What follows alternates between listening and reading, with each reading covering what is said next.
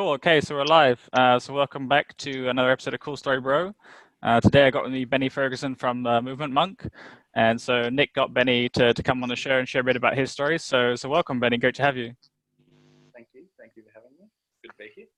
And so Nick told me a little bit about your background before the show, actually, just a minute ago, and I was looking at your website just to kind of get an idea for what you do. And actually, Emil was also telling me about your stuff in Portugal a couple of months ago. We were hanging out together on the beach, and he was showing me some of these moves and saying, "You have to try this. You have to try this." And there's this guy, Movement Monk guy, and I was like, "All right, what's all this about?" So I had a little go at it. I haven't really practiced it regularly, but I have my own sort of movement practice, which I find really works for me, and kind of moving outdoors, I think is really key for me. But yeah, I'm curious, just from your perspective. Like, I looked on the website and it kind of explained a bit about how, that journey for you, like having issues with your back, and I think we all kind of start from that point of pain, maybe to really go deeper and learn. But yeah, like, how did that kind of evolve and unfold for you? I think Nick gave me a little bit of background. Maybe you can just kind of fill me in on that first part of your journey, and then we'll dive in. Yes. Yeah. Well, I suppose I've had a body my whole life. Helps. with varying degrees of relationships with it. I was always into sports as a kid, and I suppose I grew accustomed to having a body that worked, and I got good at using a body that worked. It wasn't till things started to go wrong that I realized I didn't actually know that much about my body. It really got tested when I wasn't able, things didn't work, and I realized that I had maybe taken for granted a lot of the things that you do all the time, whether it's like bending down and putting your shoes on, to like getting up off a chair and walking and breathing and all of these simple things. So the spinal injury that I had was, it was diagnosed as chronic scoliosis. And I basically got to a decision point of surgery or something else.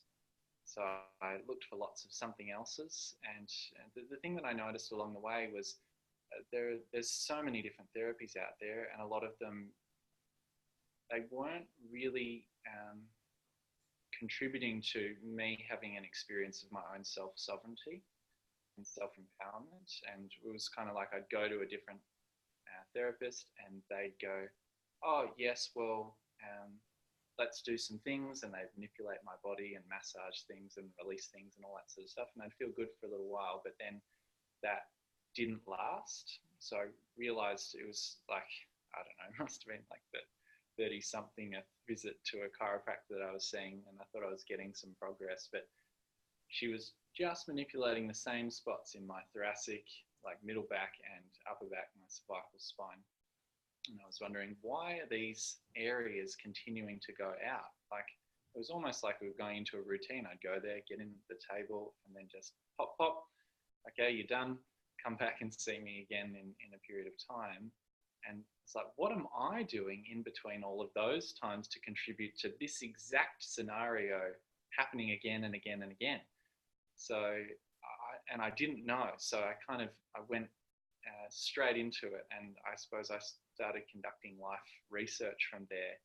And it's been a very interesting series of findings, and I continue to learn and grow as well. But I really started to observe my body, not through an anatomical lens, but more through a life lens, as to how does the mind and the body intersect and affect our experience of our bodies. And as I started to scratch away at the surface, I realized that the body is such a wonderful antenna for every facet of our life, and it can start to really practically dispel a lot of the mysteries that we have. And the body never lies. It doesn't bullshit us, in my experience. And so I've fallen in love with the subtle observation of the body and the mind, and the gifts that it can give. And now I have the opportunity to share what I found with lots of other people around the world. So maybe that surmises a long time in a short time. And yeah. Yeah, that's interesting. Like, so you started with sort of Western approach, or being raised in sports and that kind of approach to physicality, and then it changed at some point to looking more at the mind and that connection to the body, which sounds like more of an Eastern approach. But did you heal through a specific technique, or is it just like trying out lots of different ways of moving the body and kind of letting the body heal itself? Yeah, good question. So I did lots of different techniques, and this is some interesting things that I realized along the way was the value of techniques and the fact that there is something deeper. So I did get interested in a lot of Eastern healing arts, particularly like internal martial arts, which there's three major ones of Tai Chi, Qi, Bagua. And I'm not necessarily a really good practitioner at any one of them, but I noticed that along the way, after exploring them to varying degrees, that they were all connected by different principles. And Nick just posted a message saying, can I speak a bit louder? Maybe I'll just try some headphones if that's okay. Yeah, I can hear him okay, but maybe it's a bit soft. You're a little bit quiet, pal. Yeah. Oh, Rupert's booming. Boom. Microphone. Let's see how I get there. Yeah, it's interesting because my wife also had scoliosis for a long time, and she was also quite sporty in her youth, but that didn't seem to really help. And then when she started doing yoga regularly, that really fixed it. Things like inversions as well, and hanging and decompressing the spine, like it completely healed up. But if she stops that for a period of time and keeps sitting, then again it kind of creeps back. So it's that constant, got to keep the body, got to pay attention to the body, and don't absolutely. Yeah. So. And it's very, very common thing. And so I've been interested in a lot of different practices. Is the volume better, by the way? Much better. Much better. That's cool. Awesome. So looking at those arts, like very old yogic practices, because, yoga can mean 10,000 different things these days. But I started to notice that there was principles that link certain things. So like this, I was practicing Tai Chi for quite a while with a guy named Wally Simpson on the Gold Coast where I live now. And he's an older guy. And it was very interesting. I thought I was getting really good at Tai Chi. And, I had convinced myself that I was doing really well and was really relaxed and all that sort of thing. And there was a day when he went to push me, in which I just went flying. And these sorts of things you sometimes see in videos on Tai Chi and all of that sort of thing. But it made me realize that on the outside, I was doing these movements, but on the inside, there was a completely different story, that I could tell myself that I was doing really relaxed movements, but the internal environment of the body was a completely different situation. So I realized that a lot of the techniques focus on the outside more than the inside, which then started to disconnect me from what's actually happening in my unique body. It's sort of like, and there's lots of wonderful techniques out there. I definitely don't like discounting or putting a negative spin on them, but I see a technique as an invitation for further inquiry. And if we lose ourselves in terms of giving our power away to a particular technique to get an outcome, then we try and, like, a technique is like a box, and we end up trying to fit ourselves into that box rather than actually starting to take the box out of the situation and realize that we are the power holders of our own experience. And so techniques can be short-lived. Principles ended up being a lot more powerful. So I started to ask, what are the principles that start to drive movement of the body, that start to drive relaxation, that are underlying when we breathe, rather than just looking at the next technique to do this certain little thing. And I'm sure there's lots of questions that might result from that, because there's so much. And what I love when I teach is, there's so much that we can talk about, but feeling is understanding. And, like one simple thing that I teach with my students that is formless is the practice of standing meditation, where you're basically just standing still in varying postures and watching your body. And it's not for the faint of heart, but in that is every martial arts posture, every yoga posture, all of the wisdom that you need for those things is there. Because if you can't stand still for even 5 minutes and be relaxed actively, then how can you expect to do any other posture with that quality? Which is a really interesting thing. So often we we do these techniques that are complex and all that sort of thing, but we don't yet have a base level of feeling and perception of the experience of the body to apply to those techniques. I hope that that makes sense for everyone that's listening. Yeah, it does. It does. I think so I do some outdoor yoga, and like a big part of it is just slowing everything down. And I think that when you do movement, sometimes very mechanical because you're just kind of following and you're trying to, perfect some technique as you're showing it. But there's a big disconnect, like you said, between internally. And the biggest thing for me was actually the breath and slowing things down with the breath. And also closing my eyes and actually doing all the movements with my eyes closed, because that really forces you to cut off all the stimulus that's coming from outside and really go like inside to your awareness, see how you feel in the body. So that's something that made a huge difference for me. I was doing the same practice for years, but then I moved outside, started slowing down with the breath, and then closed my eyes and essentially doing the whole practice with the eyes closed. And on magic sometimes to kind of really enhance that, feeling of how the body is feeling and reacting. And yeah, made a huge difference. Like I feel way more at peace than I did before. Even on the outside, you can say you're objectively fit, fitness or whatever it is, what people focus on, that external measure of health. But the inside part is so key to, it takes a while to get to that. Like, I think it takes a lot of consistency actually to really go deeper. It does, yeah. And there's like the body's a wonderful testing ground, I find.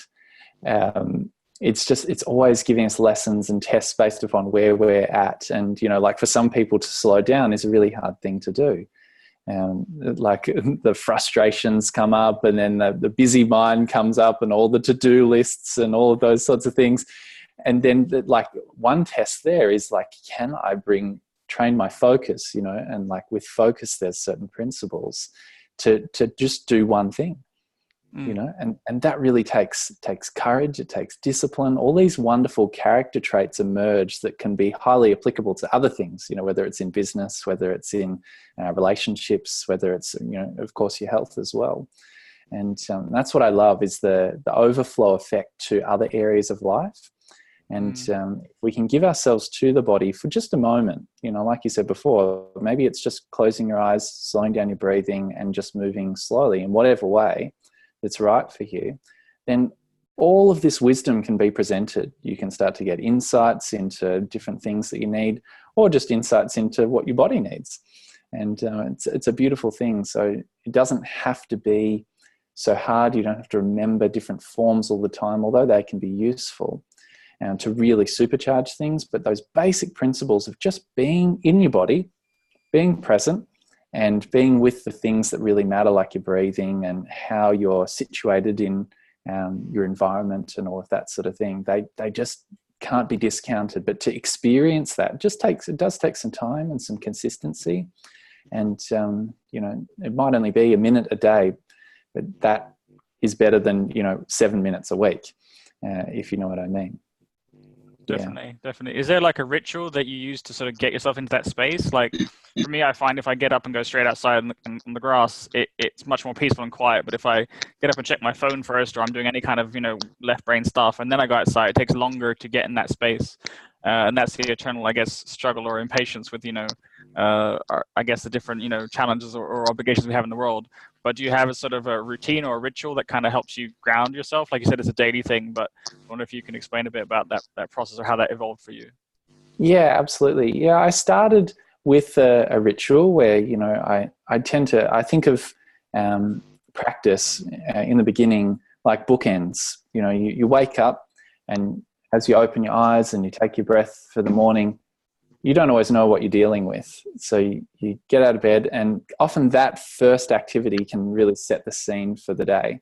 Yeah. So often that's a time when I really like to, as I'm waking up, it's a wonderful opportunity when the brain's shifting from like delta to theta to alpha to beta.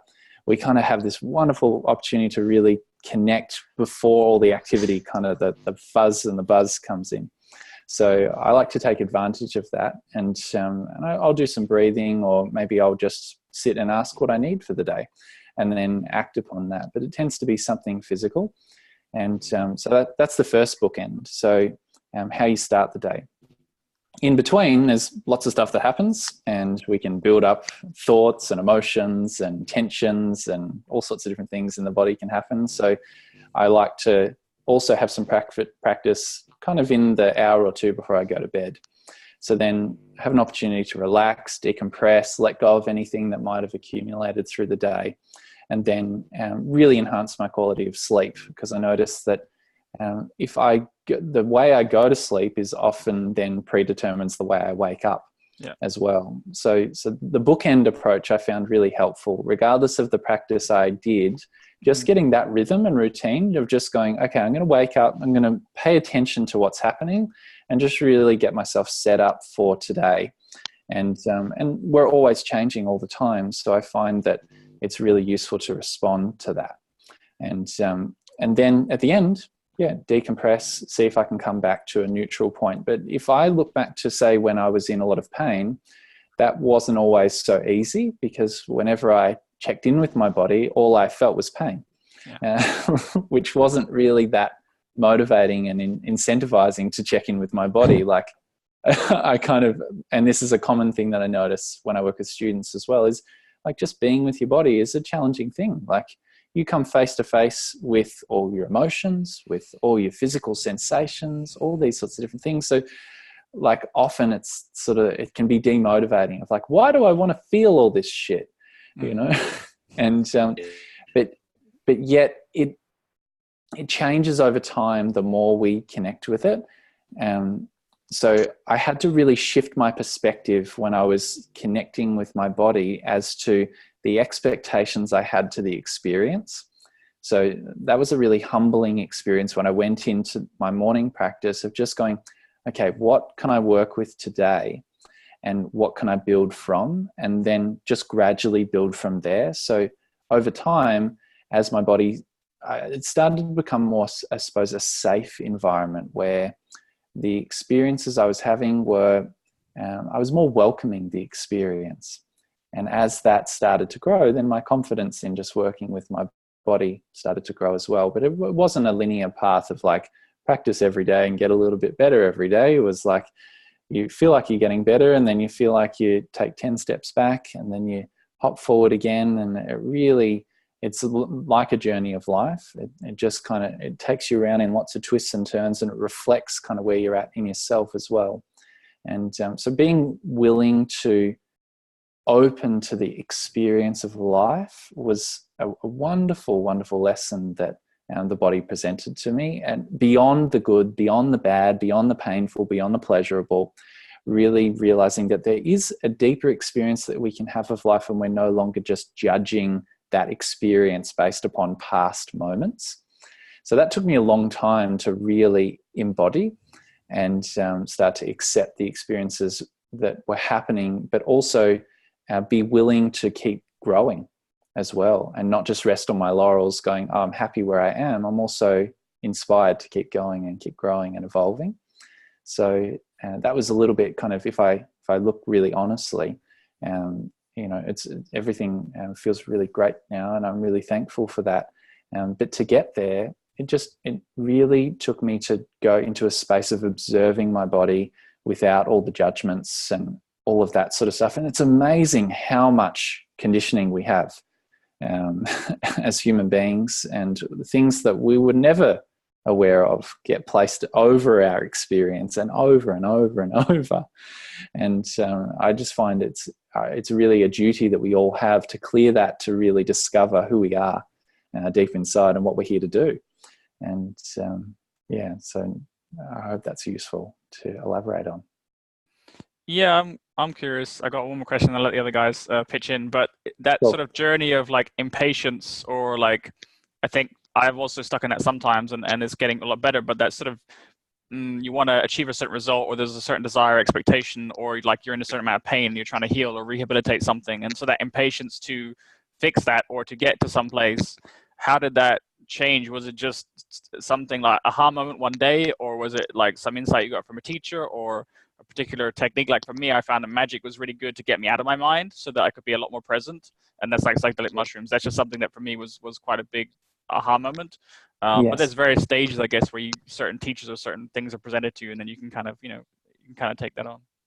Yeah, absolutely. Yeah. Well, there was lots of things, and I still have teachers that I work with today, and they've all imparted certain wisdom and insights and perceptions to me. And one big thing that I realized that was really helpful was that the body doesn't like to be fixed. And that's not to go against what you said as well. But when I started to look at it, is to fix something is to have the preconceived idea that it's broken. Mm. And so a big realization that really started to support me was to realize my wholeness in the experience that I was having. And it was just a perception. But that perception, when I could realize that, oh, I don't need to fix this. I just need to get to know this.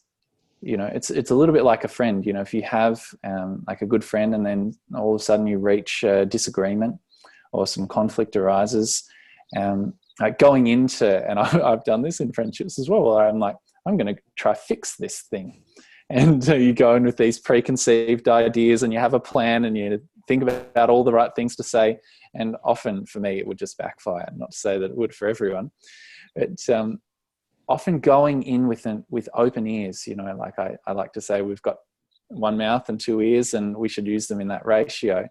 But like going in and asking questions to that friend, like, what are you feeling? Like, what do you need? Like, what's going on for you? What's that like? And as I started to do that with my body, it started to speak back, you know, maybe not in a voice way, but it started to show me different things. Like I started to get to know different sensations, and where I thought, oh, this sharp pain, bloody hell, I really hate that. I noticed that there were all these other different experiences around it connecting with it. And like I started to realize that there is a language that the body's speaking if we take the time to really immerse in it and listen. And so that was a really pivotal thing to start to go, okay, this thing's not broken. I need to kind of upgrade my perception on how to operate this thing. So questions and really non-judgmental observation was a really, really pivotal point for me. And I think a lot of teachers that I've worked with have imparted that to me in different ways, whether it was learning different forms of meditation or different forms of movement and that sort of thing. There's often been a common theme of observation, which is, it's a big principle that drives a lot of the practices that I share as well. I'd love to chat about pain a bit, but I'll let the other guys jump in if they have any questions first, because I'll come back to that. Yeah.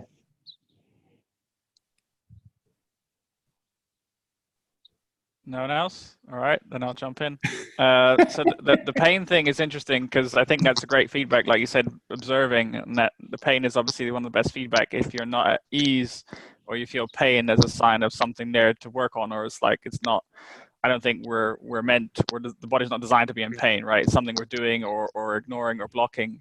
And I think that a lot of our lifestyle is very sedentary. For example, so we sit indoors, we sit on chairs, and very long periods of time, the body's kind of stagnant, and over obviously time of years and decades, that can really build up and cause pain. But there's certain sort of postures, like in yin yoga, which is like you're holding certain stretches or poses for like maybe 5, 6, 7 minutes, and then sort of going deeper and deeper into it. And I found that will show you where a lot of pain is. But you can actually breathe through that. So the pain is kind of transitory and it's momentary, and then it kind of passes. And I found that by slowing down the breath, I could actually engage with that sensation instead of backing away from it and recoiling from the pain. I could actually go through that moment. And again, with magic and everything, it was very interesting how that all kind of showed me how that works, but using the breath to kind of move through pain. I'm curious, have you got any techniques for dealing with pain specifically, or I guess just context dependent maybe on the person? But that, if you're trying to heal or rehabilitate, people say if you're pushing the body too hard and pain, you should back off. But maybe there's another angle to that, which is that it is how you perceive pain. And like our I guess our threshold or pain tolerance for everyone is different. But like I said, slowing the breath down and really moving slowly through poses, I could stretch out a lot more. And now I'm way more flexible just by going through that pain. If I'd recoiled from that pain, I would never have gone through that threshold, if that makes sense. I'm curious if you have any insights on that. Yeah, absolutely. And yeah, you've hit on a big one of pain is perceptive. Everyone has a different relationship, association with pain. And often, the underlying workings of of what you've described, of just like yin postures are wonderful because they give you time to notice what's happening. So if we look at that, like the flexibility, and science has shown this now, which is really interesting, like flexibility often results of not a change in necessarily just a change in tissue, but the pain tolerance levels at certain ranges of motion. So in the beginning, like if we are reactive to pain, I've noticed like you hit that pain and you back away. It's a very natural thing. But if you take the time, if you slowly kind of sit on the edge of that pain where it's not as intense, then slowly but surely you can start to then find relaxation in that experience. And then the body starts to open up. It's this wonderful viewing platform where the body and the mind are kind of like, you get to watch it all. And it's like the most exciting sporting event I've ever witnessed, where you see it and you see these signals from the body coming up, and then you see the interpretation from the mind. And then if you can sit with that and just watch for a bit longer, then all of a sudden change can happen. It's not necessarily always the way you would expect, as you might also relate to in yin yoga. Like some days you have wonderful days, other days you kind of feel like you're wading through concrete. But if we can continue to put the body in situations where we are uncomfortable, like we're so comfortable these days. It's like we've got, I was looking in my friend's car the other day, and the temperature gauge you can adjust to like 0.5 degree. And I'm like, why does anyone need 19.5 degrees to adjust their climate? So like it's really easy to be comfortable these days. We can be really sheltered, and often like when you get out in the elements, when you see what animals are exposed to, it's ongoing discomfort and challenge over and over and over again. And that forges the character. And like it's that piece that is probably the fundamental, most important piece I find, that we then apply to whatever methodology or exercise that we do. And so you see a lot of different methodologies that are born of these underlying principles. Yin yoga is the example that we're using here, but it's not foreign to, say, very old style martial arts where you would be in poses like the horse stance and that sort of thing for prolonged periods. And the master would say, well, just relax. And the student would be shaking. And because I've been in that situation for hours at a time, really grueling through it. So that's one way.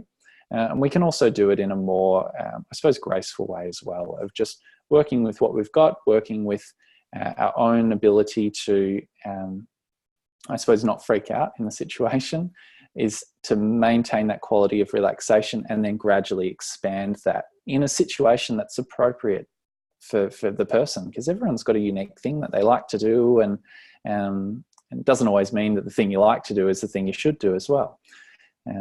But yeah, does that lend a bit more insights? Yeah, definitely. Like what you said about being on the edge of pain, it's kind of how I approached it as well. It's like if you can go just to your edge and just back off a little bit, that pain, it forces you to be very present, so that gets you out of the mind as well. And I found that it was such an interesting experience that, like you said, you could sink deeper and deeper into it. But just sitting on the edge of pain, it really forces presence. And then if you think about how it's working in the body, like you have the sympathetic, nervous system and the parasympathetic. So the sympathetic one is the one that gets triggered by stress. So if you feel pain, you're instantly getting activated that system, and that's what you kind of recoil from because it's unpleasant. But then you have the parasympathetic, which is using the breath, and that really, calms down the sympathetic. So it's almost like those two things are like trying to find equilibrium. And we're, like you said, we're so used to comfort that we never really push one either way or the other. It's like we're just staying very stagnant, and it's kind of like expanding your range in both directions, like being able to go deeper into sympathetic without overwhelming your system, and kind of knowing techniques to kind of bring it to balance with the parasympathetic, like with the breath. Which Absolutely. is super interesting for me. Yeah, totally. And yeah, that study itself, for someone to be able to identify when they're in a parasympathetic state, like a feeling and healing state, rest and digest state, that takes some practice.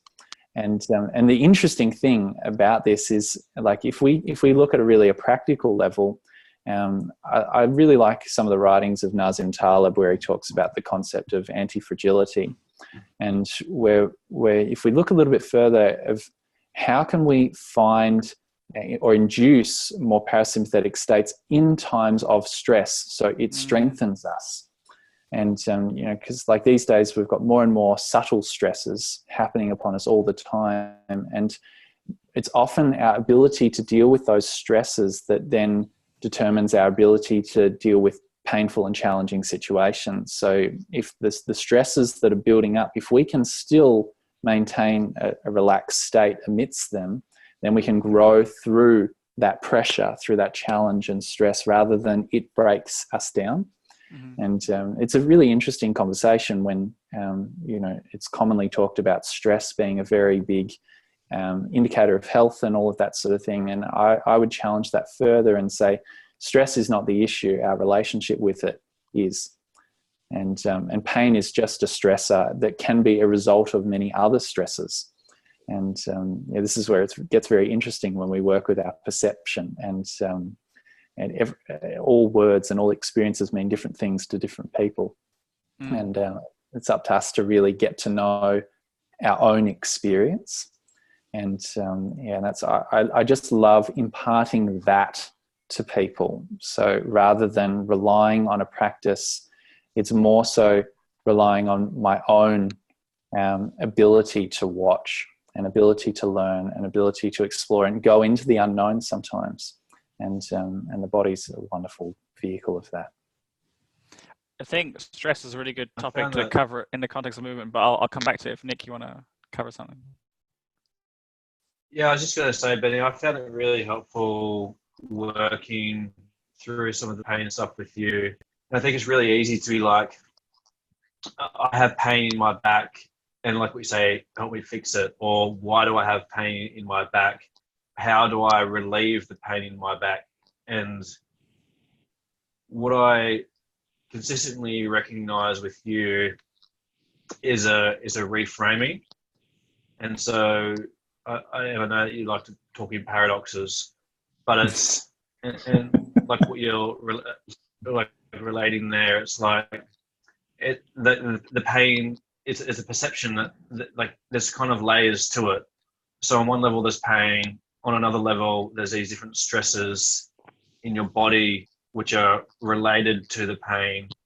On another level, there's these patterns or maybe even thought systems or like kind of consistent ways of, whether it be judgment or kind of framing things in your body that need to be fixed. And it's the reason why I bring up the paradoxing is because I always find it really helpful to kind of make my mind so slippery that I instantly let go of what it was that I thought the problem was. And so there's always, or consistently, there's a form of judgment in there. It's like, I have pain, why? Like, or help me fix it. And as soon as it's like, well, it's not really about the pain at all.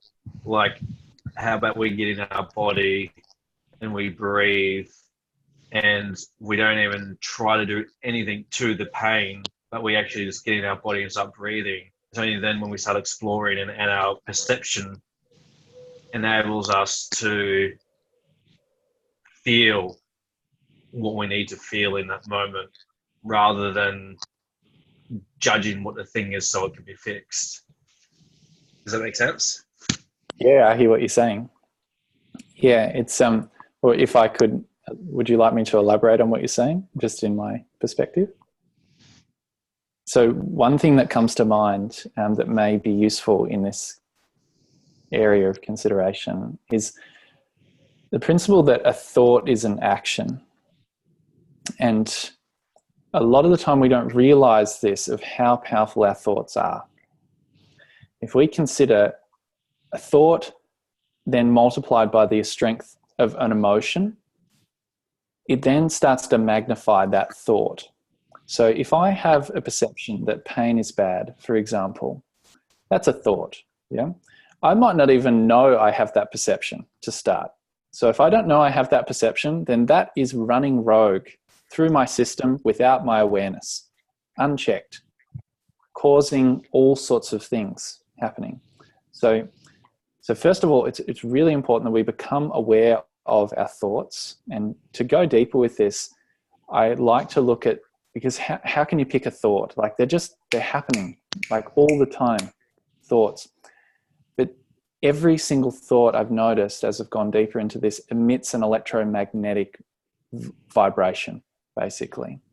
So if we can start to attune to the vibrations of the body, because we're just big electromagnets at one level, in my perspective and experience. So where I'm getting to with this is, if we can start to realize every single thought that we have is a powerful physical manifestation, and the stronger emotion we put behind that, then the more and more that can manifest into a physical experience. So if we're not aware of this happening, then we get that physical experience of pain, of discomfort, of whatever's happening in the body, and we're already 10 steps behind the level at which it was created. So we go to, if we then go, I'm going to go fix that, I'm going to try and do something with that, you're not actually addressing the source cause of the problem. You're addressing a ripple of a symptom. And it's like, putting out a spot fire. Like I was working with a friend who had a burn off, and then around that, there was some grass, and then the fire would kind of jump, and then it would kind of, what do they call it, creepers or something, and the fire brigade were there, and then the fire would run off, and then they'd run off in lots of different directions. If you keep trying to put off the spot fires, you end up always chasing your tail and getting nowhere. So what we needed to do was like start to wet the grass ahead of where the fire was going to catch up, to be able to preempt and understand the trajectory of that thing, of the fire. So in this example, and then once it hit there, well, it didn't go any further. So this is where you look at indigenous societies and all that sort of stuff. You have such wisdom of the land. In Australia, they would do burn-offs, because they know that the bushland and all that sort of stuff regenerates by fire. So they would preempt this thing happening, and they would burn off, so then it wouldn't burn into the areas where they're inhabiting and all that sort of thing. So if we relate that back to the body, if we're able to like really understand the nature of the way we create things, like our thoughts create things, and the more energy we put behind them. So if that's happening habitually, unconsciously, over and over and over and over again, then it can really manifest into some powerful physical experiences. So it's like Einstein said, we can never solve a problem at the same level at which it was created. And this, I suppose, may lend some experiential insights from my own research as well, as to what that means at a physical context, and how we need to go deeper than the experience that we're having, which is often why we don't focus directly on the experience itself. If you focus too hard, then you miss the bigger picture. And does that make sense for you guys that are listening? Yeah, it does. I've got a question about that, and you said, the thoughts and emotions kind of is an action, but what percentage of pain can you attribute to the mental sort of issues or neuroses we have in society today versus the actual physical stresses we're under, like sitting all day? And I guess the two are connected, but like, how do you see that balance, and how do you start working with that to address where the pain is coming from? Yeah, absolutely. Yeah. So it's really, when I look at stresses, I tend to put them in 4 main categories. So there's localized stresses, which could be like I stubbed my toe, I got an injury, and like no amount of observation will change that experience. If you stubbed your toe, like that is what it is. It bloody hurts when it does. So we've got these localized experiences. It might be a localized injury from RSI and all of that sort of thing. There's links between all these stresses, which I'll share, but then I'll just go through them. So there's also systemic stresses. So stresses on all of the systems of the body, whether that's our nervous system, whether that's our digestive system, different organ systems, all of that sort of thing. So the whole body is a series of integrated systems that all work together, I've noticed. And then third is perceptive stresses. So the meaning that we place upon things. So something that might be really stressful to me might not be stressful at all to someone else. And then the fourth is environmental stresses. So which are, like things like, if you have to sit down for your job, and I'll say have to, like it's of course a choice, but some jobs are more sedentary than others. Or if you work in a stressful environment, or you have children, or these sorts of things, not good or bad, but they add up to the effects of stresses. So if we go back to the start of like a localized stressor, like I stub my toe, for example, or I roll my ankle, then it can start to link with other different stresses. So I might perceive that as, oh, I did a really bad thing, I'm such an idiot, and all of that sort of thing. And that may have a really strong emotion put behind it, linked with so many other past experiences. So, which can then change the systemic environment of the body, if we look at that. And just that really simple example. So if I look at it a little bit further, if say like I injured my ankle, and then that pain stayed for a period of time. This is a really common thing when I work with people is when I'm talking with them, they tell me about an injury they did when they were 12 years old and they're in their 40s, and that's affecting them present day. Because at that point in time, like their body they had a relationship with the pain, so they learned how to move around it. Yeah, compensate, what the word is. But I work with a doctor who explained this concept that you compensate for a pain, and so you move the imbalance somewhere else in the body. You can trace it back through the history of that original, issue. Yes. And they constantly, like I said, moving around that instead of trying to resolve that thing. And so you have compensatory pain in response, and you don't even know why this arm hurts anymore, but it's related to that ankle you injured, 12 years ago or something. It's crazy. Totally. Yeah. And so like you could look way back to that point and go, wow, there was a perception of pain at that point that was creating an aversion. So then we didn't go into that. We didn't start to allow that to heal and start to return to its natural function. So then we developed another way, but then it's sort of like, if you're in a building, like a high-rise building, and you're on the 10th floor and like the window keeps breaking and you keep replacing it. And then you're like, why does this window keep breaking? There's nothing visible that's giving it an indication that why it would break. So sometimes you've got to go all the way down to the basement and look at the foundations and go, oh my God, I didn't realize one of these foundations were always like the ground was sinking. And so hopefully that gives a link to see how we might have these localized pains and situations, but then how we interpret them can then lead to so many other different things. Like if you look at emotional states, anxiety, depression, all these, like they're common identified states. I don't necessarily like putting people in a box like that, but like these feelings, they can start to influence certain changes in posture. So then the changes in posture can then affect certain organ systems. Like if you just think about it, you just go, okay, I'd like you to feel sad. And just notice what happens in your body. Like I'd like you to just really consider the feeling of like power and strength and notice what happens in your body. Or like a very simple thing, like imagine you're eating a lemon, notice what happens in your body. So all these different interpretations and perceptions can have a physiological effect.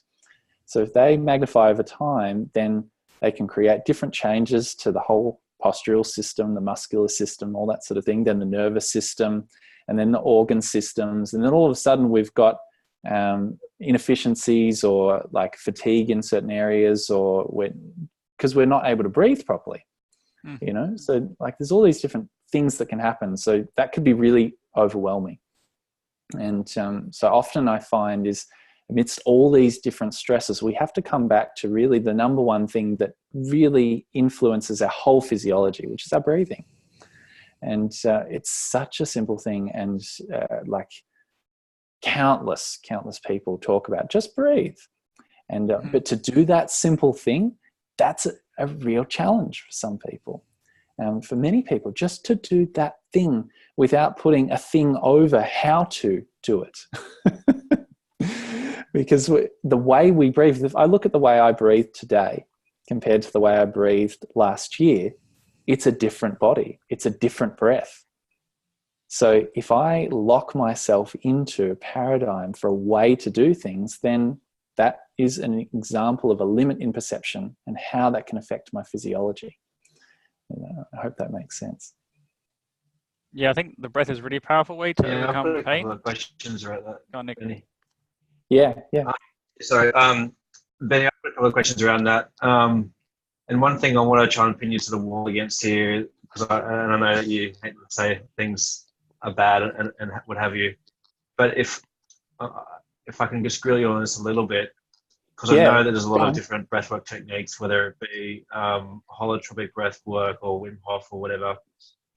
And we've actually got a friend that died recently, and he was doing Wim Hof and mixing with some other things.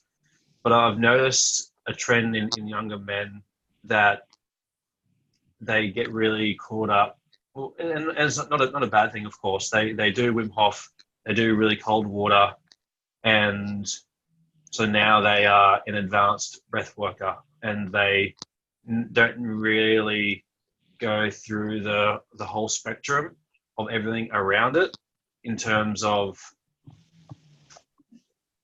they can be doing Wim Hof, but like, I can go in there and do 5 minutes in the icy water and therefore I've done it. And, there's so much more around, like from my experience at least.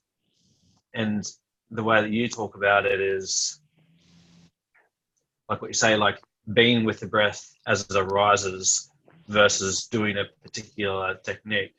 And I know that you do cold water immersions, and we did 10 minutes one time, and I can remember like, because this is at one of your camps, and I had a regular practice up until that point. It was kind of at the end of the period, and I could notice some of my organs were kind of starting to struggle.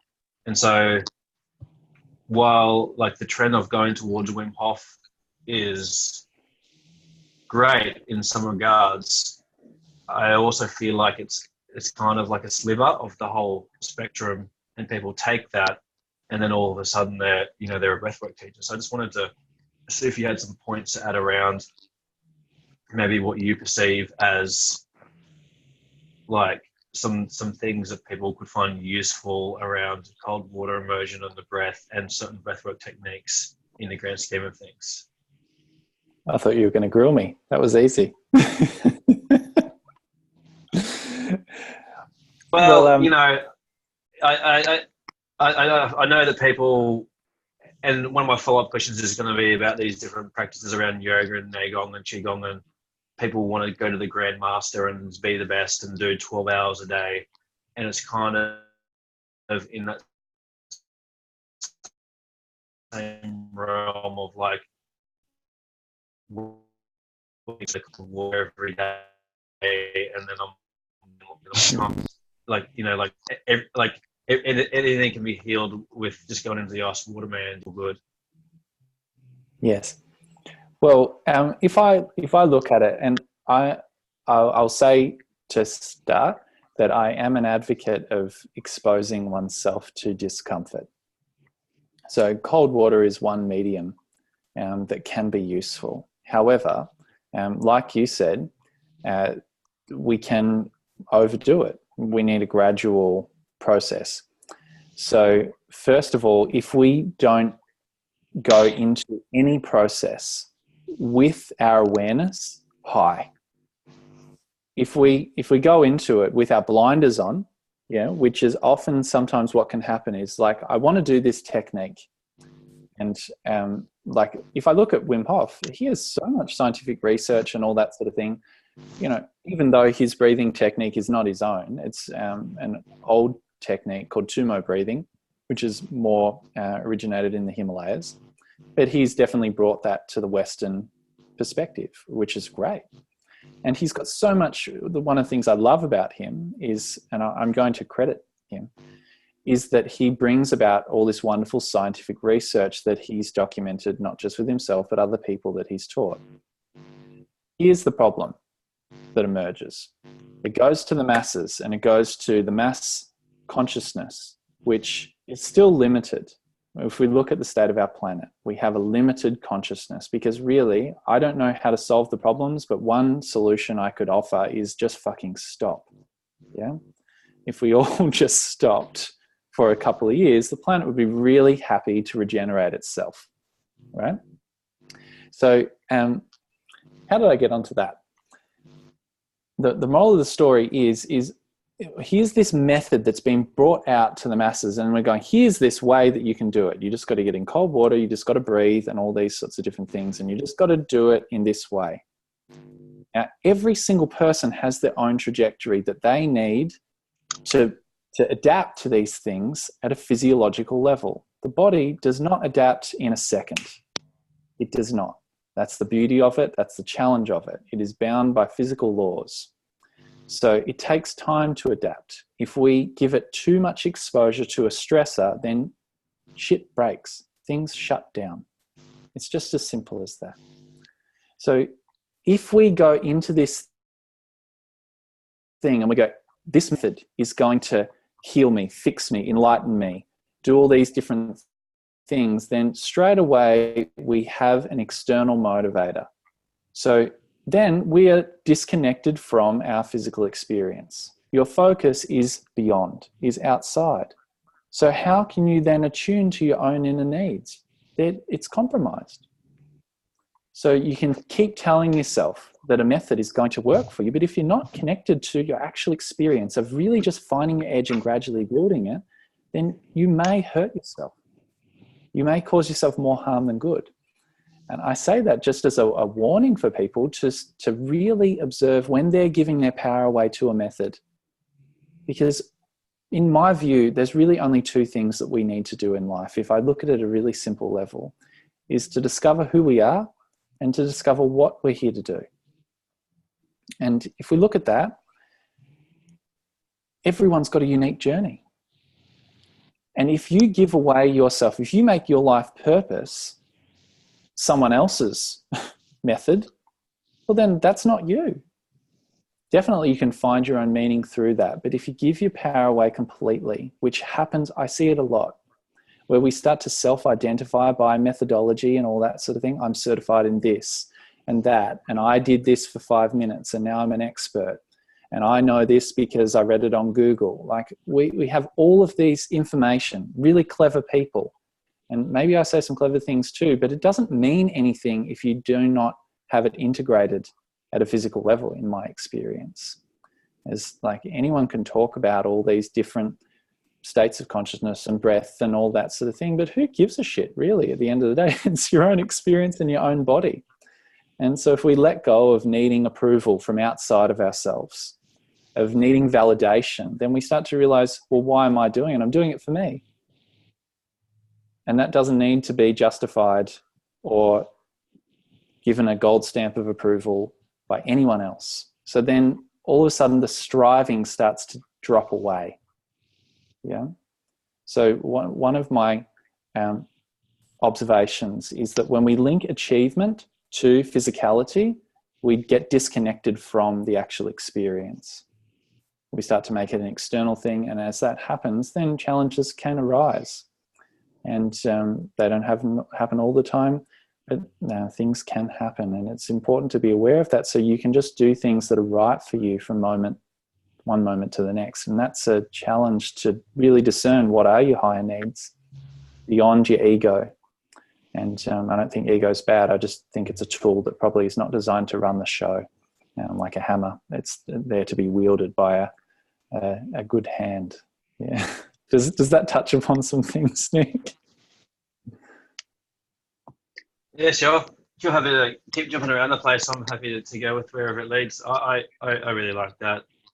And, I see it with different martial arts as well. And I love doing different martial arts, whether, being in Thailand and doing Muay Thai or going to China and doing Tai Chi. And I know that you've got your share of teachers and what have you, but I also noticed, or at least some experience that I had just from doing a month in China, was as much as I was with the grandmaster of this lineage and this guy's the best in whoever, and there was a lot of that. And then I was doing the standing meditation, like what you're talking about, in shaking, and I'm doing it, man. And it's like, hours a day, and it goes from, a few minutes to, 5-7 hours a day or whatever. And you kind of feel like you're on this trajectory. You can feel your internal chi building, and you're able to potentially relax on some levels a bit more. But there's a trap in there in itself, right? Because you're buying into if I do Neigong or Qigong or Tai Chi or Kung Fu or, whatever it may be, Baji because I'm a warrior, all this kind of stuff, there's like who's the best lineage? Who's the most grandmaster there is? How many hours a day am I doing? If I do this many hours a day for this many years, then I'm going to have so much chi that I can breathe and people will fall over. There's, and it's kind of like touching around the same stuff as what you're talking about with Wim Hof. There is some real goodness in there, but we turn it into this competition. We turn it into something we're doing to get a result, or we're buying into the ego part of it, where it's like, I'm going to be this when I do this. And it's like, you can do as much standing meditation or breath work or cold water or natural movement as you like. But if we're still replicating those same ingrained thought patterns, then we're recreating those pains, maybe just in different ways. Would you agree with that, or am I talking at my arse? I can definitely relate to what you're saying. And if I were to comment on it, it can often be like, if we look at just one variable of what you're saying, so like the length of doing something, so if we look at the age-old thing of the Chinese master, or I'll say a Chinese master not to be racist, but it's the sort of archetypal story of the man with the long beard on the hill and says to the student, do this and don't come back to me until you've done this for a long period of time. So then the Western mind comes in and it's like, I'm going to do this posture or whatever, and I'm so focused, and I did it for 8 hours, sensei. Now I have done what you have said, and now I have mastered this practice. And then the master slaps the student, and these typical kind of archetypal kung fu movie type situations. But it's kind of true in a lot of ways. If we look at that, like, just because I can do something and I can grind through something, it's a bit of an SAS mentality.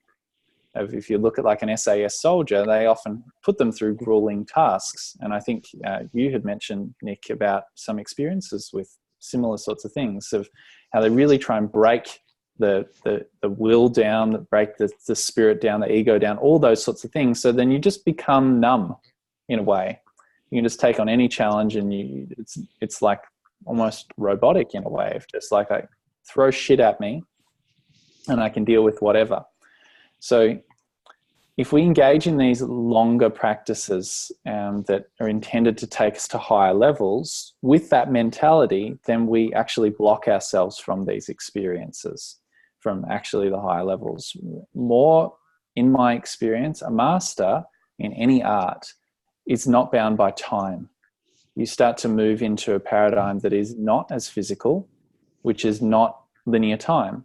So then you can reach the same states of relaxation, for example, in 5 minutes that a student might take 3 hours to reach.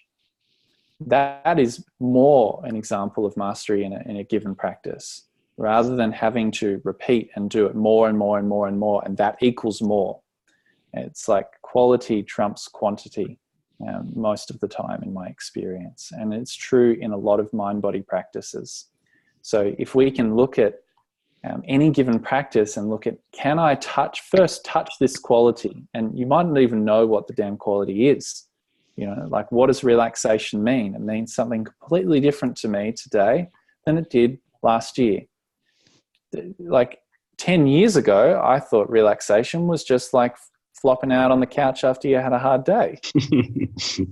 you know, so now, like, relaxation has got this new friend of application of what do I apply relaxation to? So then it becomes a question that's about effort. What effort do I apply to this next task? And that could be this next breath. That could be this posture. That could be this stretch. That could be this thing that I'm doing at work. Relaxation is an applicable thing that's specific. So if you're going to master relaxation and you just spend your whole life standing on a hill thinking about relaxation, you'll probably hit a big wall of blockage in your progress until you start to open up your definition of what is this and start to look at how can I actually apply it to many other things. And then questions would come up of, well, what other things would I like to apply it to? And then we start to get into, okay, well, what do I need? Yeah.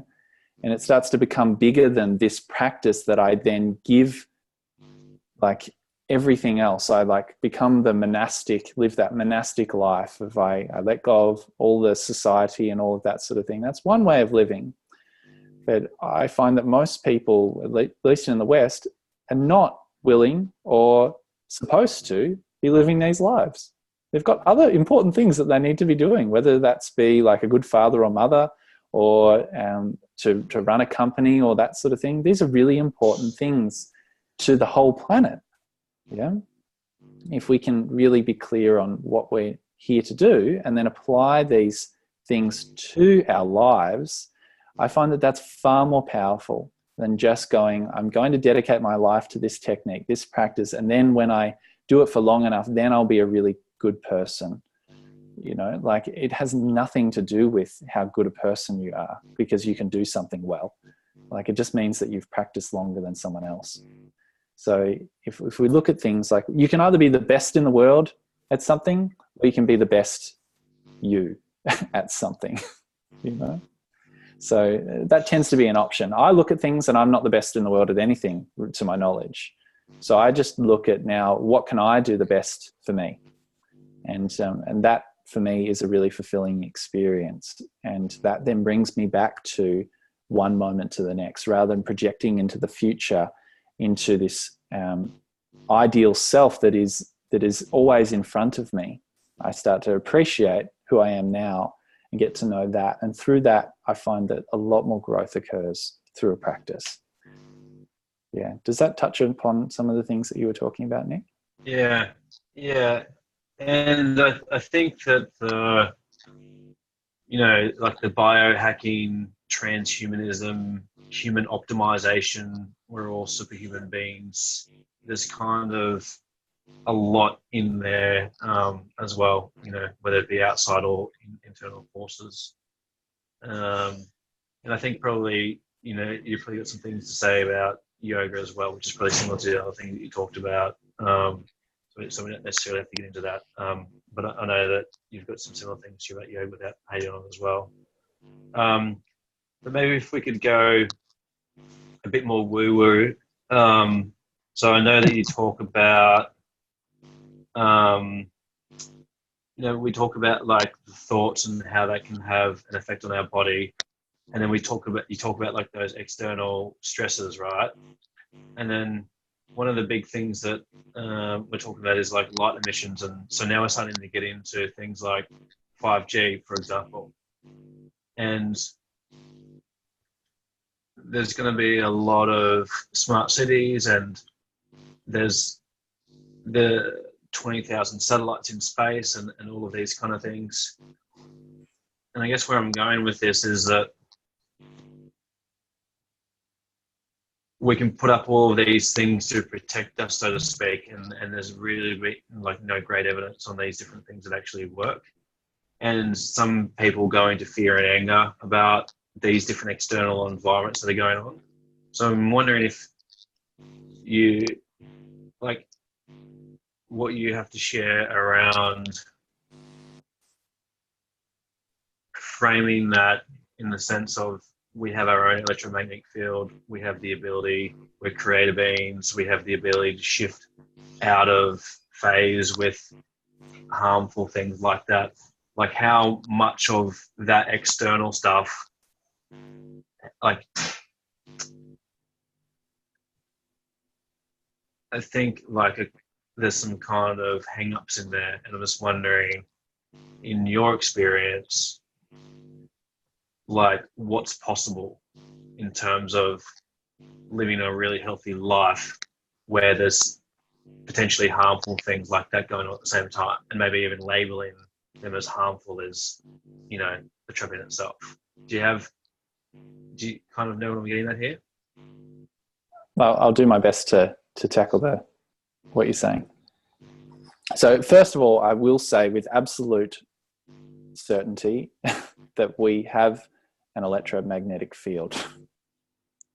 And if you don't believe that, you need to do some more research and experience. So I'll say that because it's not woo-woo in my experience. It's a physical thing. We emit electromagnetic frequencies. It is the nature of our body. We are electrical conduits that have magnetic fields. So, and it doesn't matter other people's opinions, that's my experience. Yeah. So first of all, I will say that we do have that, and that they can operate at varying degrees. An example that I'll give with this is my current interpretation, and open for that to grow as well, is that our electromagnetic field that goes around us is an extension of our immune system. And I had an interesting experience when I started to become more aware of my own electromagnetic field on an aeroplane. So I've been blessed, fortunate, I'm grateful, all of those things, that I haven't had as much as a common cold in a long time, maybe 10 years. It's so long I've forgotten that it's happened. I'm not saying that because I'm like, oh, I'm uber healthy.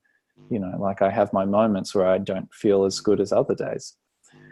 But it was interesting when I was sitting on this plane, and I do a little visualization before I travel on a plane, because I know what I'm exposing myself to. We know that there's a lot of radiation in airplanes. It's proven fact.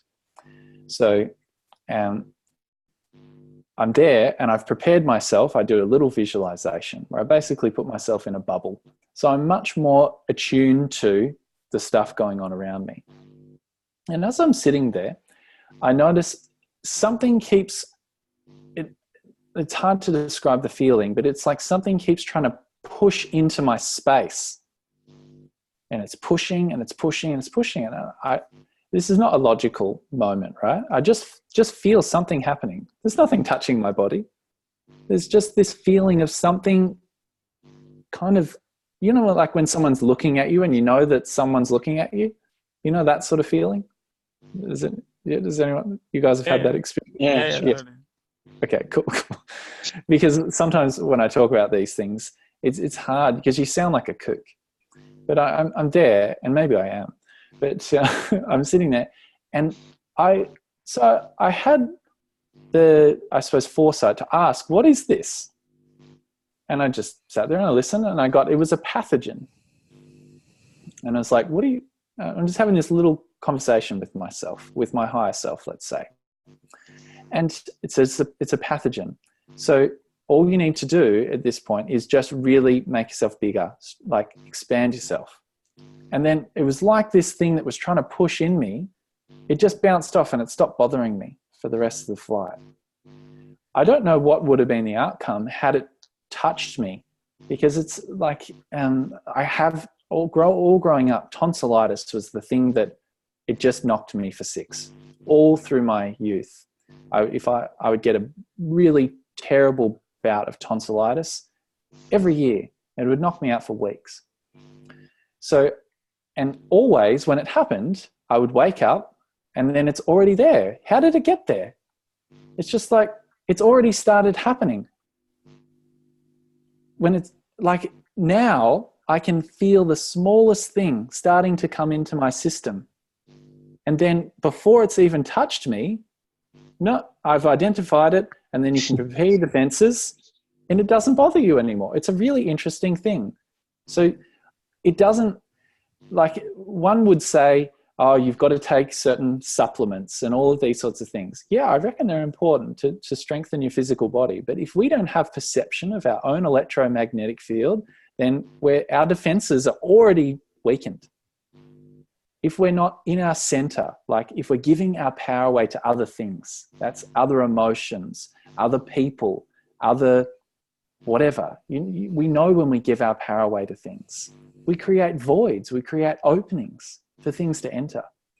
So if I don't know the effects of 5G, but what my perception is if we do not strengthen our own defenses, our own electromagnetic fields, then we will be more vulnerable to these things. I believe that to be true. And I really hope I'm wrong as well. Like I would like to be wrong with this, but I will do whatever I can to prepare myself for growing electromagnetic pollution and invasions into my system. And I don't know if I will be prepared, but I'll do my very best to just work with what I can. It's an interesting thing just in terms of pathogens, how it has felt a very different relationship now with my body and external pathogens actually touching me at a physical level.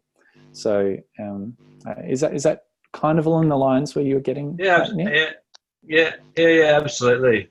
So would you say that the movement or a kind of like alluding to all of your practices in like just your way of being in general for strengthening your electromagnetic field, or are you talking about specific things like, you know, eating your nutritious mushrooms, or you know, like, or are you talking about like more in terms of again, not that it's about like a specific thing, but would you say that like through the breath work and your natural movement, that's a way of strengthening the process of expanding your electromagnetic field through being centered, or are you talking about other specific things? Yeah, I am talking about it, but maybe in a different way. So if I were to share a little further clarification on that. So it's not necessarily through my practice. I don't like to claim ownership over the body in general. I've definitely found some practices that are really useful, but I've also been mindful of when I give my power away to practices, and that's been a real strength, I find. So as I have just explored the body in general, in different situations, so whether I'm sitting here with you guys, one eye is still on my body, is still on awareness of what's happening inside me and around me. That took some time to start to be able to perceive that and hold a conversation, you know, because there's so much stuff happening. Like there's lightning going on outside. I can feel that happening out there. Like it's not just the sound of it, but I can feel there's interference. So like that could be really distracting if I hadn't learned to train my focus to a deeper degree. So like practices where I'm sitting still and just focusing on one thing, call that meditation or whatever you would call it, have been really useful in starting to expand my perception of the more subtle things. So, but then if I look at it, like moving my body, as I started to let go of trying to get stronger and more flexible and more, I started to realize there's a greater depth in if we let go of striving and achieving and we start to just do the same thing for a little bit of time with the intent to allow it to become easier. Well, then we no longer are in that cycle of always striving. So then we perceive deeper levels of our experience of this wonderful vessel that we inhabit. So if we're doing this simple thing, then all of a sudden we can start to go beyond the muscular layer. Because if you put yourself in a hard movement or posture, as most commonly is shown in physical exercise, like challenge yourself, push yourself intensely and keep improving and progress and all that sort of thing. And if you do that, you're really fit. Well, that's just stimulating the muscular system, the cardiovascular system. That's great. It's important. You know, like one of the mistakes I made was not realizing how important that is. Like we need some intensity. But also there are deeper aspects, deeper layers that we can touch in the body if we stop the pushing. We start to really allow another experience to unfold. So then I noticed you go beyond the muscles. You start to feel what's happening in between the joints and that sort of thing. Like the spine, working with the spine was a really useful thing for me to do, of just starting to, as the muscles relax and starting to feel the nature of the fascia system, I can then start to feel that the way the joints move to a deeper degree, which is really, really interesting. I couldn't touch that when I was very muscularly focused, when I was very cardiovascularly focused. So as I started to do that, it became easier and easier. I'm just doing the same thing. Like I started with a very simple like undulation of the spine, just slowly undulating in just a very simple linear way, and then it expanded beyond there. But then as I'm starting to do that longer and longer, or with greater levels of perception and allowance, then I started to notice, like I'm feeling my nervous system. And this is where the perception started to grow of what state am I in as I'm doing this? I noticed how heavily or how quickly the nervous system is influenced by thought, is influenced by what you eat, is influenced by the water you drink, is influenced by the environment that you're in. So then as I gained a deeper perception of that, you can then work with that more consciously. Yeah. So this is how I came to the perception of the magnetism in us and around us. So if I look at the body in a really simple way, we've got kind of three main energy centers. So we've got our lower center, which is like our digestive organs and all of that sort of stuff, our kidneys, our reproductive organs. They have certain functions, kind of important, but they can't operate in isolation without the middle center, which is our physical heart, our lungs, all the central organs, our liver, our spleen, gallbladder, all that sort of jazz. And then we've got our upper center, our brain. I could also start to look at different sensory organs around the throat and all of that sort of thing. Some yogic systems and all that sort of thing will look at these, the linkage between these areas of different chakra systems and all that sort of thing. But I see them as like these major centers work with all the other minor centers. And there is a magnetic pulse that each of them emit, and they're all unique. They've all got their different kind of personality is probably not the right term, but they're different characteristics and behaviors. So all of them, that's a wonderful domain of exploration, I find. So if we can start to explore that at that level, then we start to become aware of these things that seem magical or esoteric and that sort of thing around us that are actually not. They're really physical. Even a tree has an electromagnetic field. When you start to experience the tree of an electromagnetic field, of another animal, of another human being, you start to realize, like, you know, when you walk in a room and there's a certain feeling, or when you connect with someone, it's just like there's an unspoken dialogue that's there. That's the information that's going through our electromagnetic fields. Information travels through that, just the same way as information travels through Wi-Fi. So it's all there if we just take the time to perceive it. So that's taken a number of years to get to that perception, and I never would have got there had I focused too strongly on it. It just kind of happened. Like I had certain experiences with my muscles. I had certain experiences with my joints. I had certain experiences with the organs and the nervous system and all that sort of thing. And I just kept asking, like, is there more? And then I'm kind of pulling at the thread into the unknown, having no freaking idea where I'm going. And that was a beautiful thing, actually, of just really going, I don't know, and I still don't. I'm discovering more things, and it's a wonderful thing to discover new things about ourselves and the nature of the body. And I would probably never know everything, but if I can know a little bit more and continue to be okay with realizing the things I knew yesterday were also wrong today, you know, like this is where it gets paradoxical, like what you were saying before, Nick, is like there's this duality that exists with kind of everything, and we need to start to transcend duality and start to see things beyond this polarity.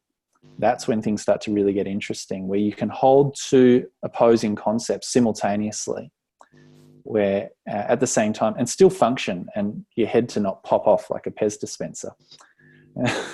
So, I might have gone off into tangents, but I'm trusting that it's useful. Yeah. No, absolutely. I love it. And I know Emil hasn't had a chance to talk. I guess like the thing that came up for me when you're just saying that is like, it's almost like as you are able to perceive your electromagnetic field or more of it, you are in a sense realizing that there's more to it, and because you can perceive it, it is kind of more there.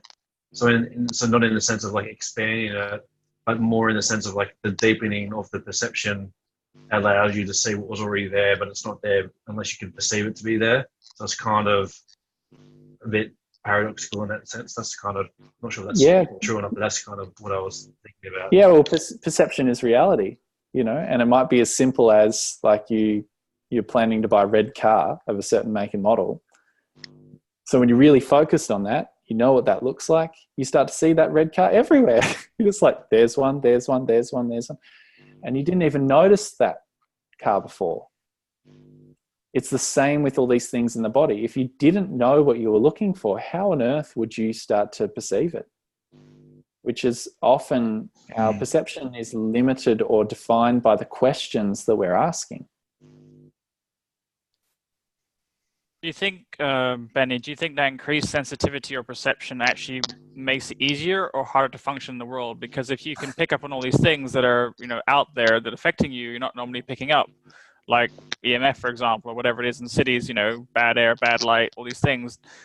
Obviously, your awareness is going to steer you away from those things, but on the times you had to spend in the matrix, whatever you want to call it, do you find it makes it harder to function, or it just makes you smarter about not being in that space for very long? Yeah, that's a really good question. Thank you.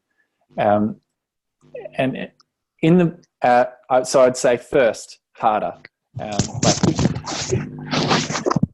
Ignorance is bliss. Yeah. And as I started to have expanding perceptions of my environment and that sort of thing in my body, I just wanted to forget. I wish I didn't know. Like when I started to then not just pick up on my emotions, but the checkout person's emotions. Like I remember I was in Maya in Sydney. This was maybe 5 years ago. And I walked into that environment and I just instantly got a splitting headache. So at that time, like I just had to get out of there. I think I went to Hyde Park or whatever it is in the CBD and just sat by a tree for about an hour just till that headache just started to subside. So, and these things did happen where I thought, oh, maybe I can never go to a supermarket again, because like it was intense. There was just so much stuff happening.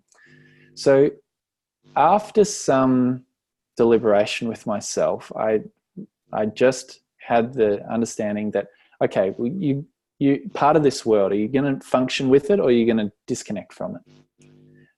I decided I would like to participate in this world as it is.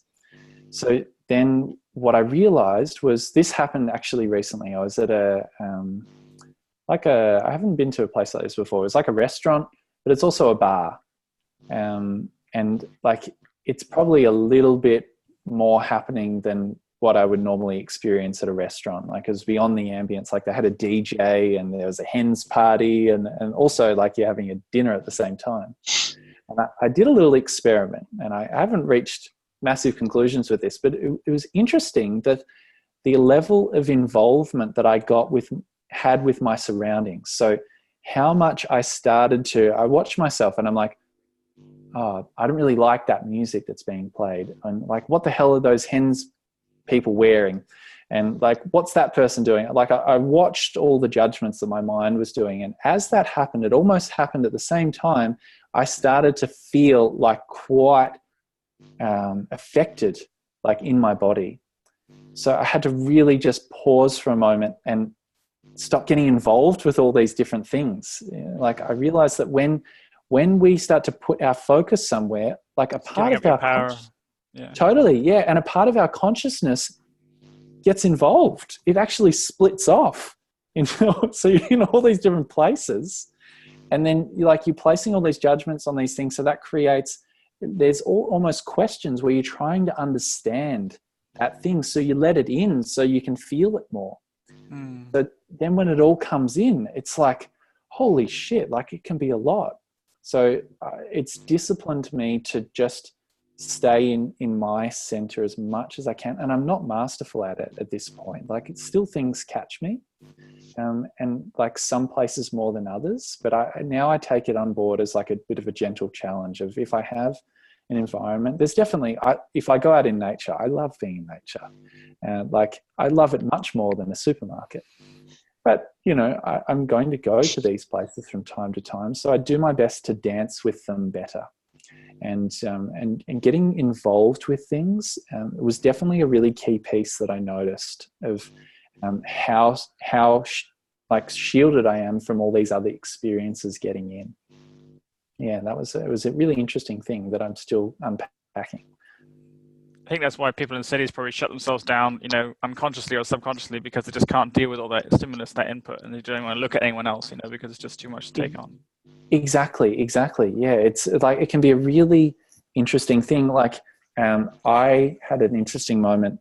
I just had this little ethos that I don't know where it came from. It was a number of years of just, wherever you are, just do what you can to make things better.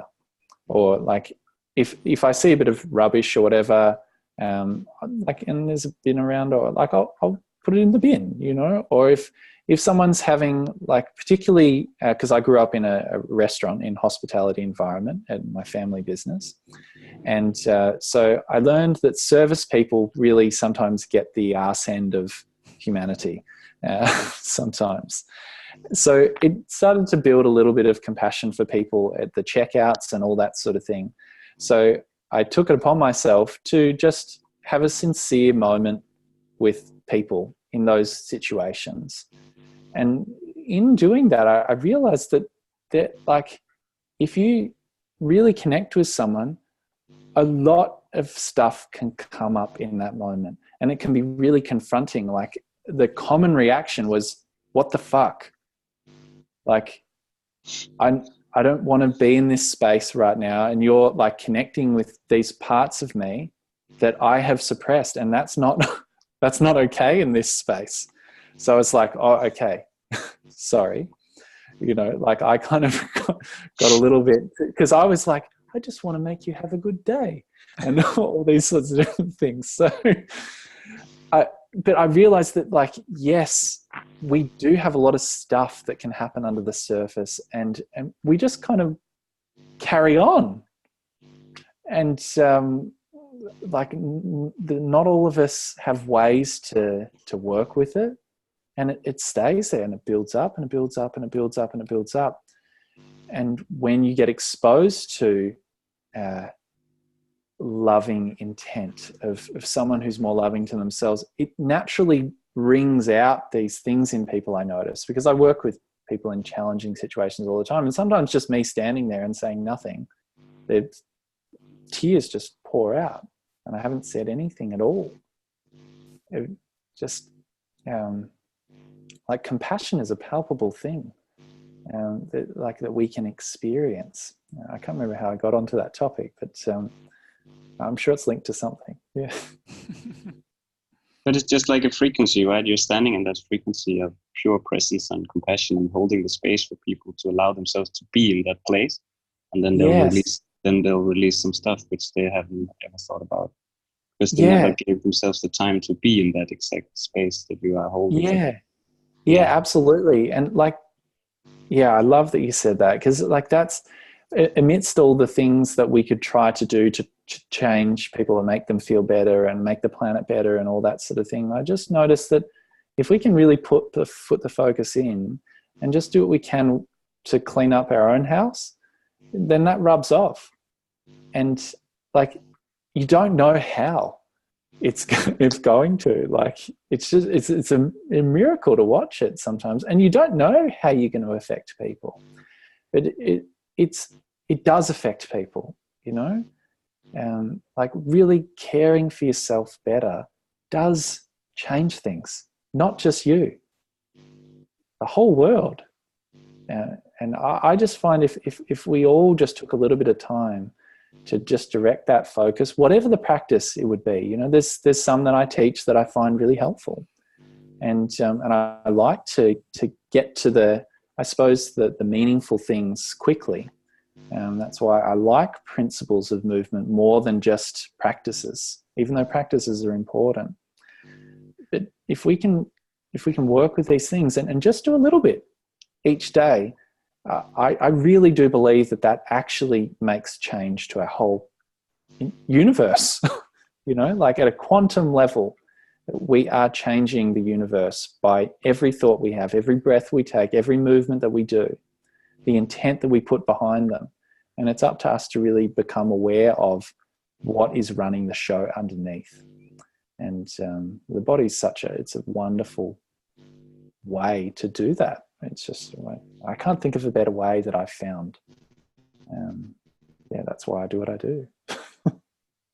I think the bookend approach is pretty useful when you're in especially potentially a stressful situation or a city or something like that, to have that space for yourself, because you can always get your energy pulled around by different places. And I find it quite hard in those environments now, because I've been in nature quite a bit and in isolation quite a bit, coming back into the city and back into the world and just not really gelling with it, not really feeling like there's some place I want to be. You know, I can get by for a couple of weeks, but I already have a really strong practice. Even with that practice, I still find it's pulling me out, you know, the normal peace I had, you know, in nature. So I think that you definitely have to have that balance, maybe, to be able to recharge yourself and top yourself up, to be able to go into the world and do those things. I have compassion, because you got to feel good. You got to feel joy and love in yourself to be able to feel it in anyone else or to help anyone else. So yeah, that's totally true. Yeah, we can only give from a cup that is full to overflowing, and or we can give from an empty cup, but it can be a bit detrimental and challenging. And then like that comes from me learning from my own path as well, of continuing to be a compulsive overgiver. Like I would, if someone asked for help and I had nothing, I would give from that in the past. And I realized that like taking time and saying no to the world, building my power back up, and then coming back out into the world is a really important thing to do as well. It's almost like you go out into the world and your power meter diminishes at a faster rate. So the power level that we build up inside of ourselves then is a really useful preparation tool for that. And you know, the higher it gets, then I reckon the more you can deal with these stresses. And so the bookend approach is really helpful, and just really taking the time to carve out some sacred space for yourself, and just where no interruptions, just this is what I'm doing. And that in itself can be a very challenging thing for a lot of people. And like the art of consistent practice is probably the biggest limiting factor for most people that I notice, to actually just get a consistent practice going. Mm-hmm. is the biggest challenge.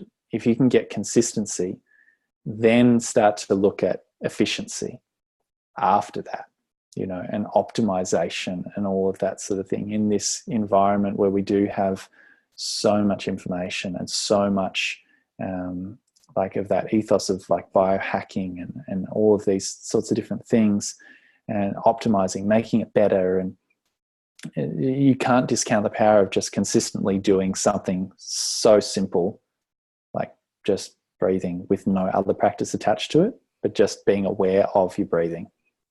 It seems stupidly obvious, but it's incredibly powerful. Yeah. I think a lot of the optimization mindset, like the biohackers, productivity people, they're trying to squeeze more out of their day. So the trouble with consistency for them is to see the value in doing that thing, that practice, where it's taking away from whatever their perceived goal or objective is in life, and it's not really treating the body or valuing the body primarily. It's almost like you have things to do and shit, this body just isn't working well enough, so I've got to pump up some drugs so I can, get it done faster. And that whole mentality is totally backwards. I mean, I think that's a lot of conditioning from education or, values of society that kind of trickle down. And so, we don't really value the body. We don't really value that, that without health, you have nothing else really. Like, you have to really lose it or see someone else really get close to losing it before you start to question, what value have I been placing on this? And in terms of the bookend approach is maybe one way of building up resilience, but I'm curious, do you have any other sort of tips, or like you just mentioned, consistency before efficiency? I think that's massively useful. That's why I wanted to reinforce it. But any tips on building resilience to these four stresses and how they kind of interact? Probably nutrition is one, movement, we've talked a bit about, but do you have sort of any guidance or pointers on that, ways to think about that, to kind of disrupt the typical framework or, the way we think about things, like I said, the productivity mindset or whatever? Yeah. Well, I would say less is definitely more, and within simplicity, I think Da Vinci, so I was recorded quotes and all that sort of thing, simplicity is the ultimate complexity, a really useful ways to look at it. And so, but progressive improvement, progressively challenging the system, is probably going to be the difference between a medicine and a poison. There's only one thing that defines that, and that's dosage. Yeah. So we can have a look at certain nutrition, things that we put into our body. Well, we can have too much of a dosage of that, which can cause overstimulation of certain organ systems and all that sort of thing. We can be underdosing to really key building blocks of the body, and then that causes the body to go into an atrophy kind of state in different things. So finding the right dosage then comes down to perception. So if we can't perceive and feel our body, then this is a really classic, a long time ago, I was really into the physical scene and strongman training and bodybuilding and that sort of thing. And the general ethos in that scene, at least at that time, it might have evolved somewhat, but at that time it was just more is better. Just how much protein to take? More, It's pretty much still the same. Same with, yeah. Yeah, it's just how many eggs do I have? More. I became renowned as the guy at the cafes who would ask for a dozen egg omelette. And they're like, what? A dozen eggs? And I'm like, yeah, come on, bring them. Hit me. And I'm like, more is bigger, that sort of thing. So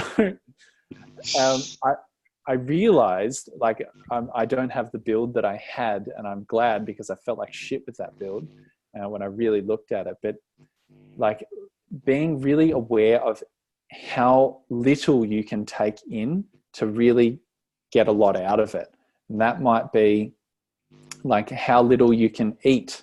Yeah. And I've done lots of interesting explorations in intermittent fasting and all that sort of thing. And I've gone one side to the other side, and I developed a really interesting relationship with hunger, because I thought, well, if I don't eat much, then that's linked to longevity. And I developed this belief system around it. And then all of a sudden I'm under eating for prolonged periods of time, and then my body would start to break down. And so I'm like, but how can this positive thing that I thought was going to really optimize my body be negative? It's just then depends on how long you expose yourself to this thing. So really being aware of the dosage is really important. So I've got English, Irish, Welsh, and Scottish blood, so to speak. So when I go out in the sun, I need to be aware of it, but it's changed dramatically over time. So when I was younger, I would be out in the sun for 30 minutes and I would get burned.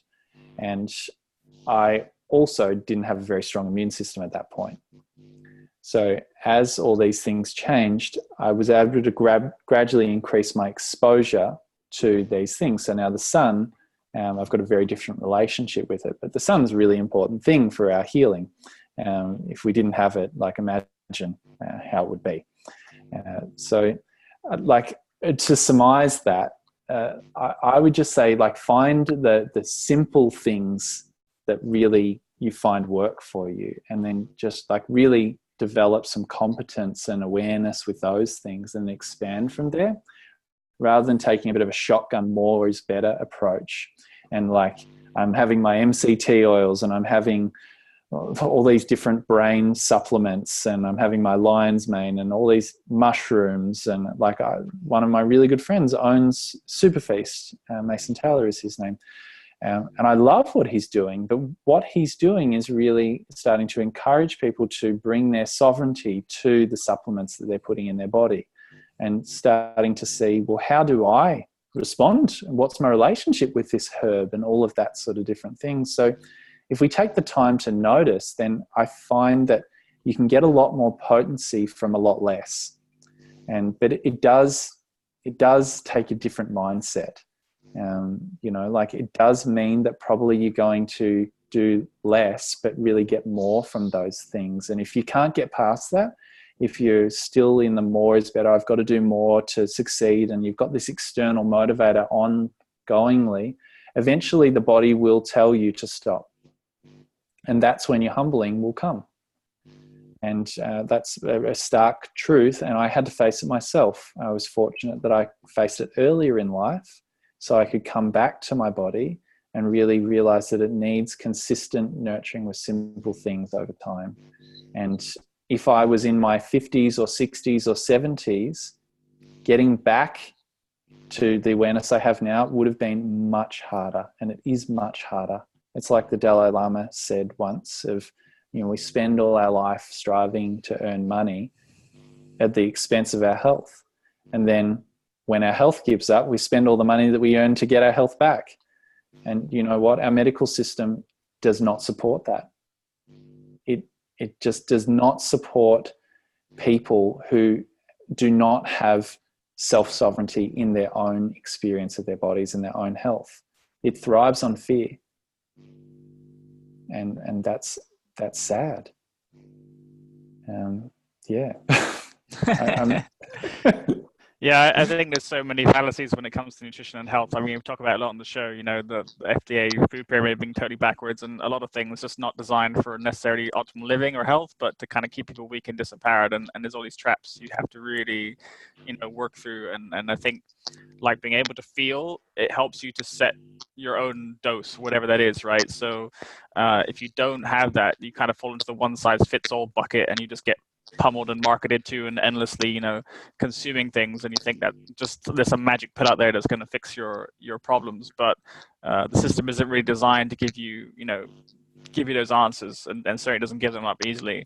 So I think that you have to really be able to sense the feedback that you're getting, and not just shotgun approach to trying everything at once. Like I've gone through all the bulletproof stuff and all the raw vegan stuff and all, you know, all those different minefields of like, oh, this is the answer, this is the cure to feeling great.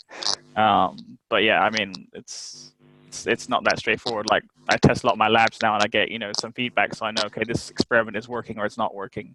And I don't get too far out of balance by something just because it might feel good temporarily or something. You know, there's lots of like maybe false highs or false plateaus of having reached the solution or the answer, but it's always just another stepping stone to a sort of a deeper understanding of yourself. So I think, yeah, not like, that's why it's good to stay slippery and not like feeling like you know everything or you have all the answers, but to be able just to sense it, to feel what's coming and then respond to that. And it's really like a day-by-day thing. So yeah, that definitely agree with what you said. Yeah, totally. And like the ideologies that we put over things just have such an impact to our physiology, and that can't be discounted. You know, like if you're stressed, like, or if you're overcome by stressors, you know, those stresses that we're talking about, and then you try and fix it all with this external thing. I'm going to make my digestion better with this. I did an interesting experiment with psyllium husk, and it could be a really good thing. Clean me right out. It's really great. Then I noticed, I was like looking at my teeth, and I noticed that they started to become translucent. And I was talking to my friend who's an acupuncturist, and I was like, why do you think this is happening? And he's like, that's a sign that your mineral content's dropping down. And I was like, oh, okay, that might make sense with all of the shitting that I've been doing and all of the cleansing that I've been doing, of just like all of the, just everything has gone out, and all the stuff that I need as well. So I'm like, here I am, like going, I can't even remember what was happening at the time, but I remember the result. And I've got to fix this. So I'm going to do this thing that someone said was really good and take all this bloody psyllium husk. So I cleaned out all the good stuff as well. And then the body started to break down, and it was showing me, and it was lucky that I paid attention just at that level. So then I could start to put some stuff back in again. But had I been so focused on that protocol, blindly trusting that it was the way, well, I don't know where. Feedback. Yeah. Totally ignored the feedback. Yeah. Yeah, that goes back to what you say about giving your power away to something. You give your power away to that protocol and you just live in it 100%. I've done that so many times, and that's why I really like the way you put your course together, because it teaches the participant to listen to the body, connect to the body, strengthen the intuition, increase the body consciousness, all these things that you don't learn anywhere else, because everyone just tells you how to do stuff instead of how to learn how to listen. So I'm really thankful for that. I've got so much out of it. Personally, it's changed my life more or less.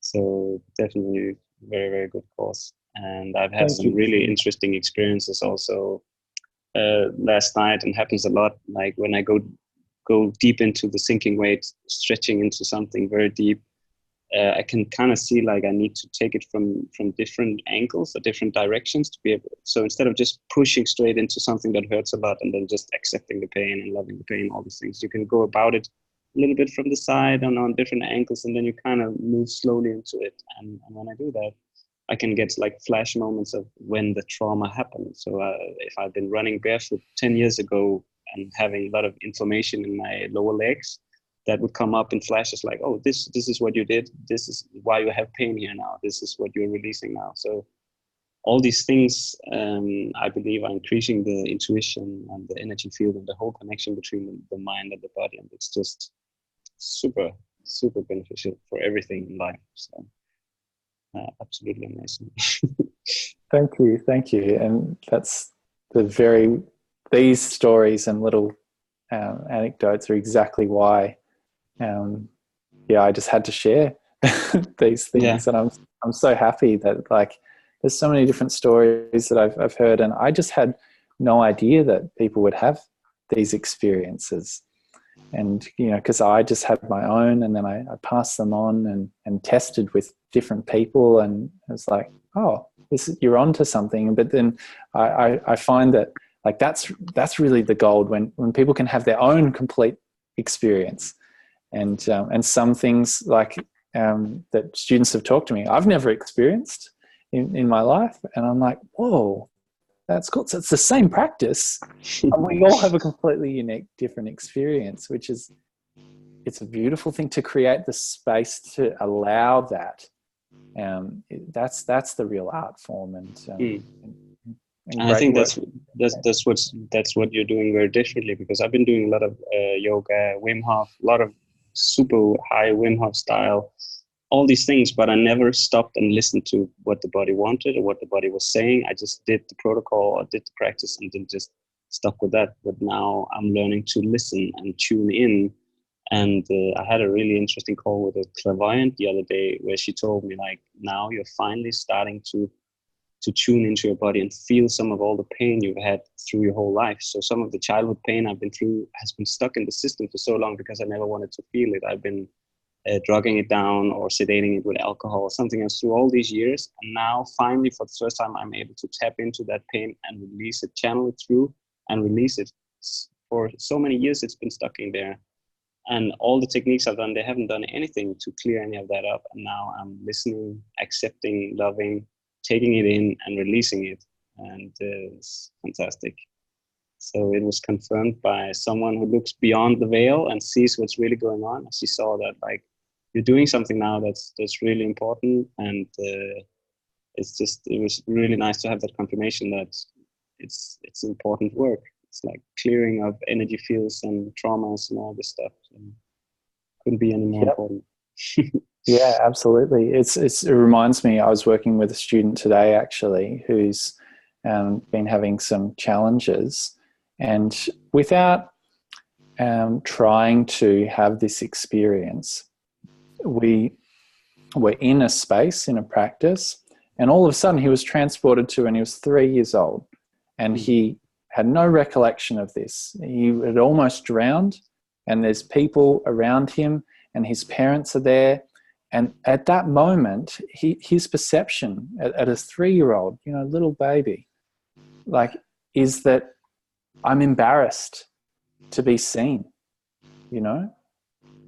I'm afraid of, like, going out and adventuring, as to what would happen. And boom, fast forward 30 odd years later, and here he's carried this experience.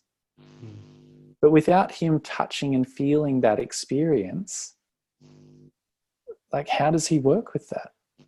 And, like, just, you've said a very similar experience as well. Like, it's all there. It's all in us. If we just practice listening.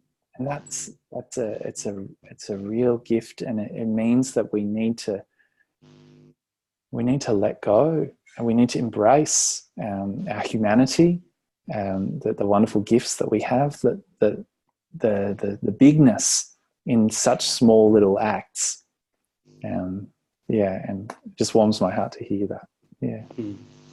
And similar to what you said in the beginning of the show, where we take pain, or most people take pain as something that's an enemy to us. Oh, I have this pain, I want it to go away, I want to fix this. Then we're not really accepting that the body is always doing the best it can to make us feel the best. It's like the best friend we have in the world, but we have never befriended this friend.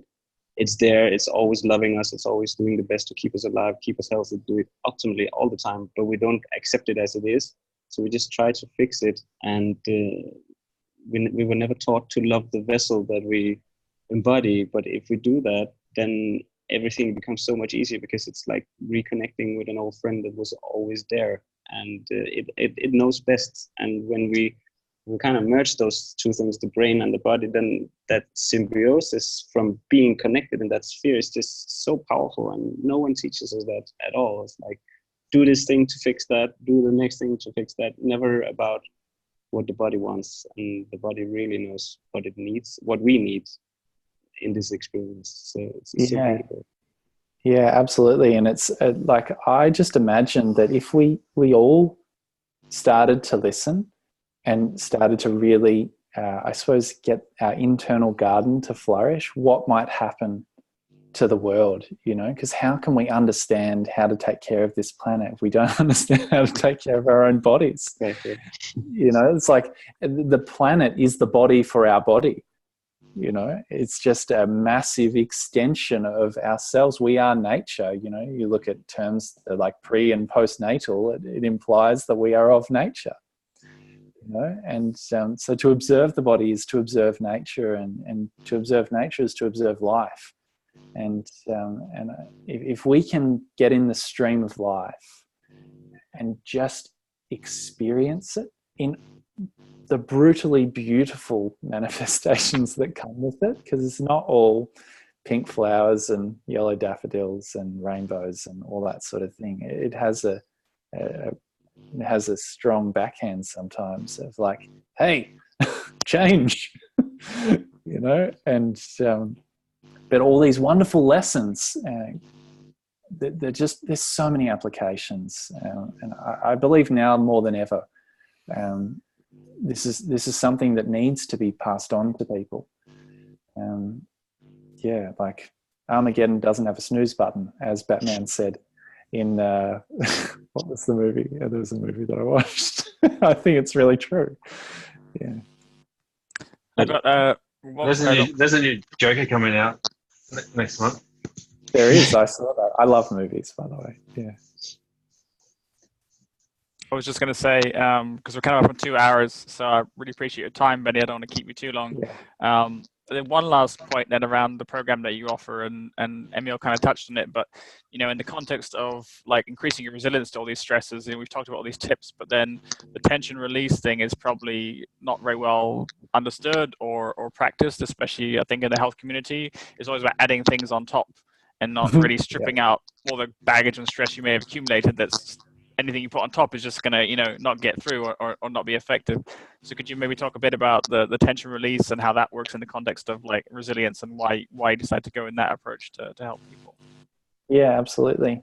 Yeah, it's so I was very interested maybe 10 years ago on the topic of tension and the way it manifests habitually in the body.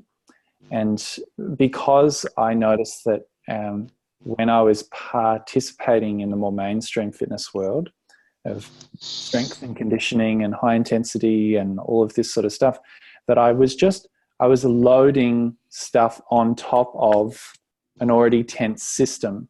So the experience of my body was a magnification of the tension that was accumulating in the most simple of situations. So when I started to come back to basics, to look at when we're born, we don't know how to do anything. Like a baby's born, the first thing that I noticed that happens starts to get control of its head and then sort of control of its spine. It's kind of moving around its hands and all those sorts of things. And then we start to learn to sit up and balance ourselves in space, and then through maybe observation and all that sort of thing, we slowly start to get up, and we fall down, we get up, and we fall down, and all this. Eventually we're on our feet, these two little things that we prop our body on top of, and our sensory system's like, whoa, how do we do this? And then we get good at these things, or we at least get competent, proficient at it. And then we go about life, and then we get to school and we sit for however long. And, like the activity that we have is in PE class and sports and all these sorts of things. And they all patternize the body in very specific ways over and over and over again. So I played volleyball, I played soccer. They were probably the two biggest sports that I played before I started to embark upon martial arts. So I had all these patterns that I got really good at. I got good at hitting with my right arm and kicking with my right foot. So then I started to develop tensions to support these movements in my body.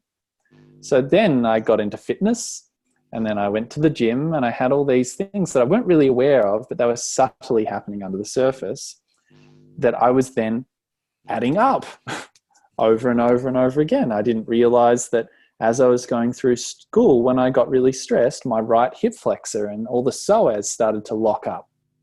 So like then in other situations, when I got stressed and then I did exercise, you put that on top of the stress. All these different things, the stresses are building up in my body were causing tension. Tension, I realized, because when I first put this course together, I called it tension-free body. And I realized tension's really important. If we didn't have it, we would just we would become a pile of bones on the ground.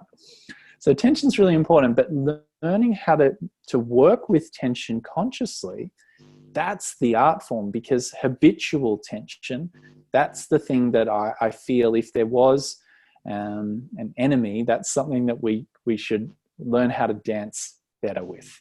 It's a worthy opponent to kind of watch how it dances.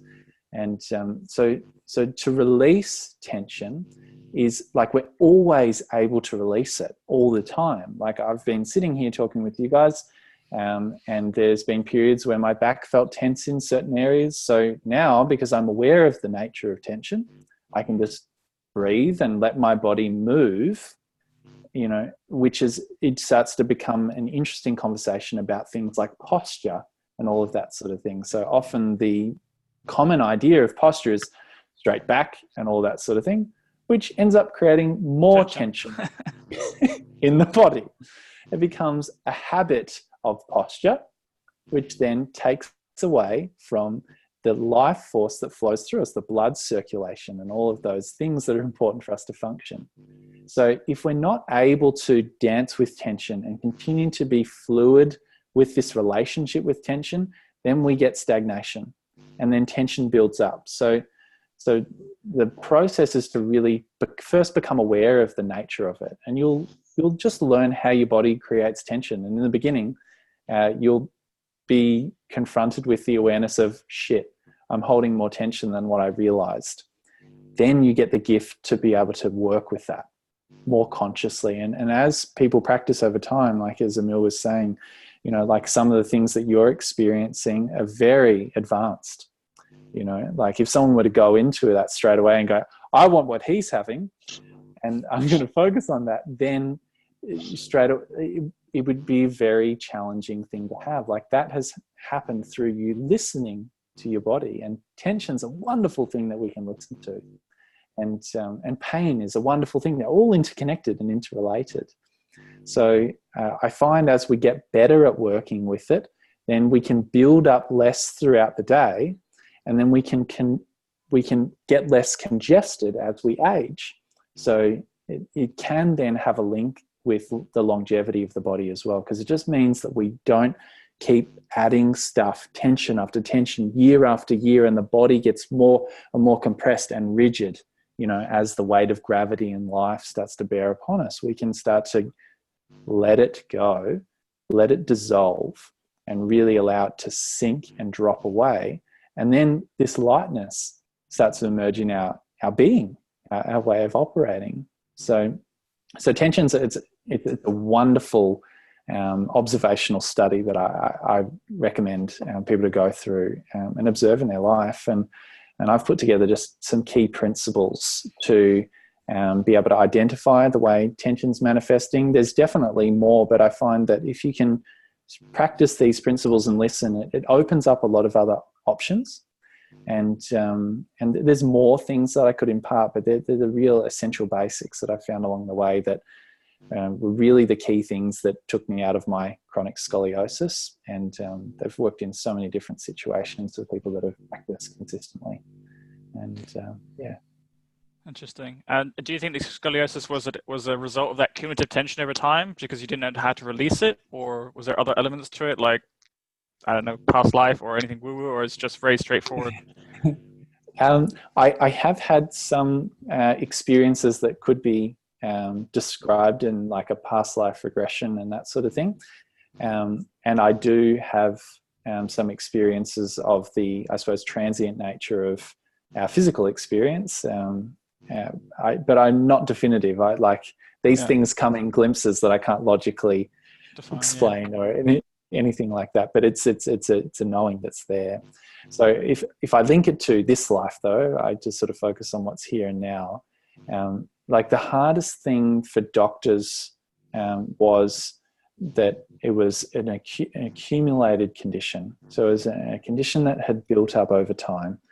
And that was linked with the way I danced with all different sorts of stresses that we've talked about, and how they then manifested in my body as tension, and particularly as like an unbalanced equation of tension. So like if I look at what happened to my spine, like it was sort of you're tightening up the vice year after year after year after year. And like this isn't actually exactly how it happened. It didn't happen gradually. It sort of happened in subtle ways. And then I had an injury it was kind of like the straw that broke the camel's back. So then I woke up and boom, there it was. Can't walk now. So it was like a degenerative condition that built up subtly that was culminated by a big momentous bang. And which is why it was really challenging as well, because like here I was functioning in my perception really well to can't walk, can't breathe, can't get out of bed, can't go to the toilet without excruciating pain.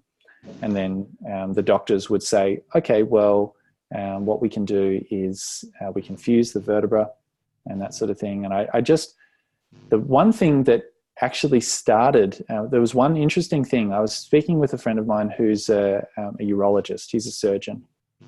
And he was talking about a case, I don't know whether it was him or whether he heard it through his network, where a guy who was on the table who had very strong kyphosis of his spine.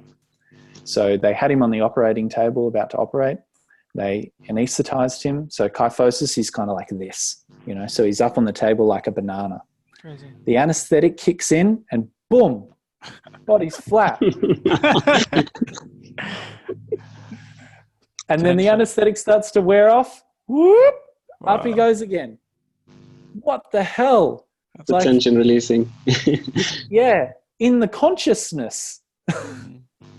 Wow. Like that's amazing. So it just shows how much all the things that are going through our body and our thought waves and our emotions and our perceptions influence our physical experience. So I'm like, that is interesting. I would like to know more about how that's happening in my body, and like I can't equate it to as an isolated belief system or a particular way I was moving. It was an accumulation of all of these things over many, many, many years. But the wonderful thing is it took me less time to unpack that than it took to build up. Yeah. So it did take me a couple of years, but it took 25 years for it to build up. So it can seem like, oh God, I'm a bit out of shape. Like, how long is this going to take? But 1, 2, 3 years would be really well spent to undo 10, 20, 30, 40 years of accumulated tension. And once you get there, well, then you get way better at mitigating it the way it builds up. And like, that's the skill of just like, if you can take that towards your last breath, I reckon when you get there, you're like, all right, the experience that I've had has been a greater quality, and that's like, I don't necessarily know how long I'm going to live. And I reckon we all live as long as we live in this physical form, and maybe there's a purpose to that. But as long as we live, and we could, talk about aspirations of immortality and all sorts of different things, but like, it doesn't matter if you're immortal or if you live to 50, what's the quality of the experience that you have? And it's sort of like you can go through life driving a car with a flat tire, and you might get to the finish line okay. But what would the experience if that tire was just well inflated and well balanced? It would probably be a much more pleasant drive. And I suppose it's the same with the body. If there's niggles, they eat away at you, and they really prevent you from building your power up. And then all sorts of other complications can follow from that. So yeah, tension is just something that I'm really passionate about. I find it's really useful to explore. I think that's really key what you said about, the body wants to heal, and you can heal very quickly. It might have taken you 23 years to do the damage, but most people don't equate that happening, because like then you see that dramatic tipping point where then something snapped, and then they're like, oh, before I was fine, now it snapped. So that something happened in that period, and they think, oh, it's unfair, or it's, there's impatience to get back to what it was just before, not appreciating all that damage had built up. And it's exactly how it is with health in the body. People get diagnosed with cancer and they think, oh, last week I didn't have cancer, this week I have cancer because the doctor told me, and they don't understand, oh, it's a gradual process. You did all those things, knowingly or not, and to heal that can actually be done quite quickly, but it seems slow in the context of not appreciating how long it took to build up. So that's really cool. Yeah, absolutely. And I think there's one other thing that I realized, just sort of talking about like what you were saying before, maybe like past lives and that sort of thing, but generational healing that takes place. If I look at the genetic predispositions that have been passed on to me through my father, through his genetic line, like bowel cancer has been a thing that has run through. My grandmother passed away from, my father was diagnosed with it. So here's a genetic gene like that can switch on more easily in my line. Yeah. It's been shown. So I have that capacity to now change that genetic framework to, if I have children, to pass on or not. You know, like, it's a really interesting thing. But with that has come all different sorts of like generational predispositions. Like, for me to be talking to you guys now is a really big thing, because in my bloodline, like, there's been a lot of anxiety and all sorts of different things that I've heard through different family members, particularly when expressing ourselves. So, which has created a subtle level of emotional suppression, which, you know, when I look at that, like, that creates a tension and thought form in the body. And for me, like, whenever I do that, it ends up in my bowels. It's a really interesting observation that I've noticed. And so I couldn't have come to that perception if I hadn't started to deepen the awareness of my body. And I'm sure that there's more to it than that as well. But it's been a really useful tool. And I've noticed that there are things that have been passed from family member to family member to family member. And at some point, someone has to take the reins and take responsibility for those lessons. And it's not something necessarily that I did in this life. That it's just, I've learned through fathers and mothers and sons and brothers and daughters, and it just gets passed on in the family line. And this is, I suppose, where you look at different, like, things like family constellations, healing, and all that sort of stuff. And beyond the conceptual framework of those things, it all stops here and now. It's all shown here and now if we do have the eyes to see and the ears to hear. And yeah, that's one of the bigger contexts that I've noticed just with this work, which was unexpected, to be honest. It was just like, oh, fuck.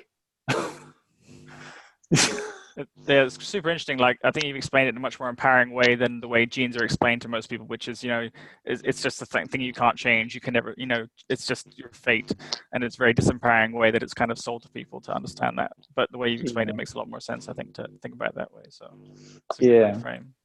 Yeah.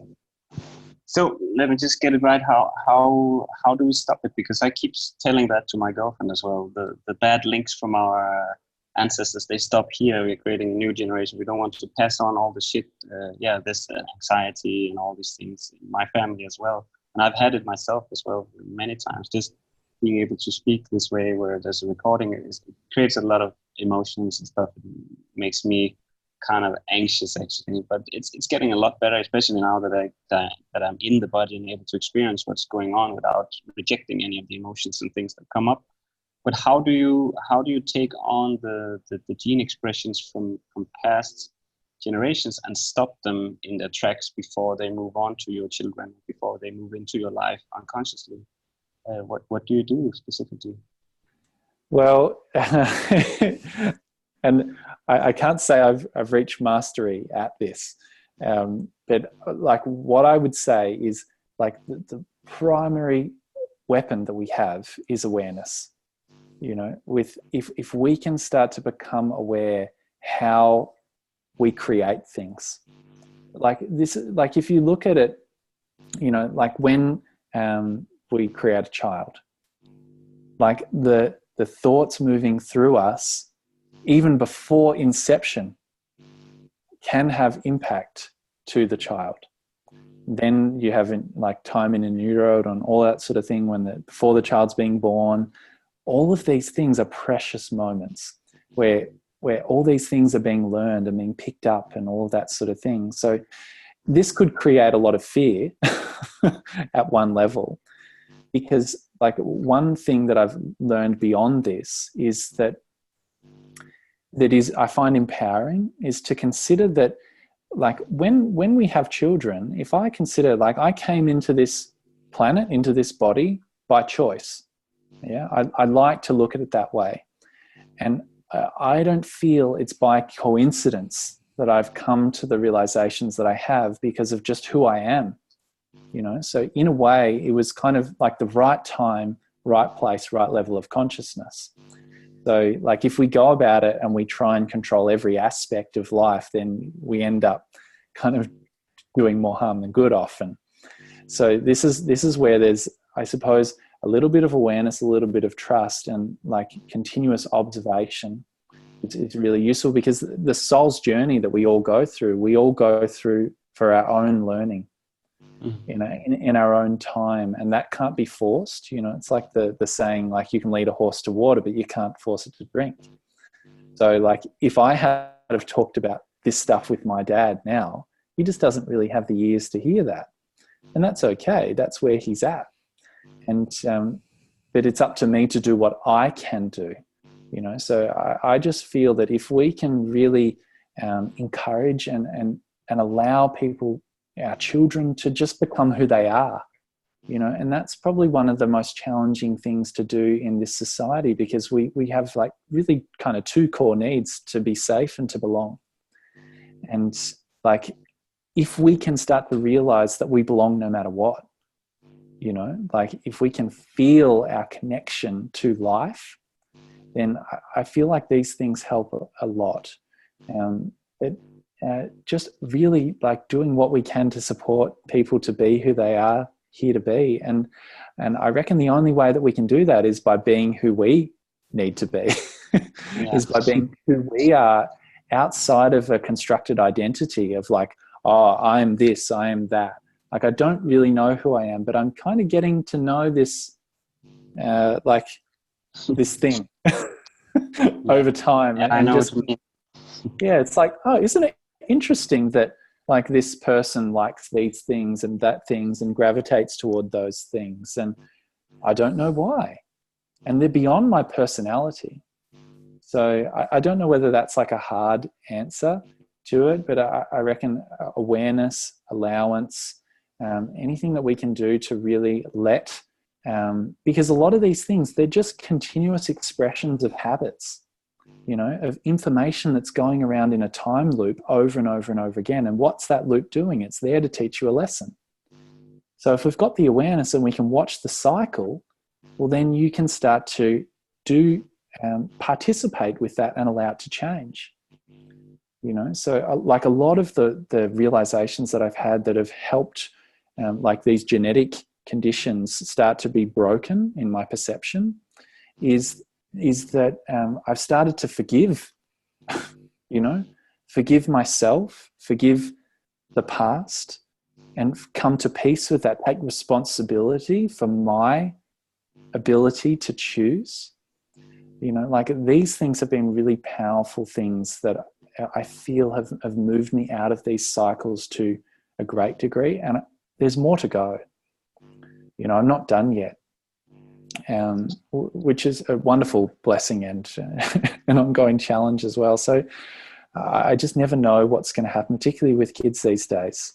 It's an interesting time that we're in, and as there's never been a greater sort of force of contrast, that I can, if I look at known history, this wonderful melting pot, and we could go either way, who knows? But in that resides wonderful opportunity.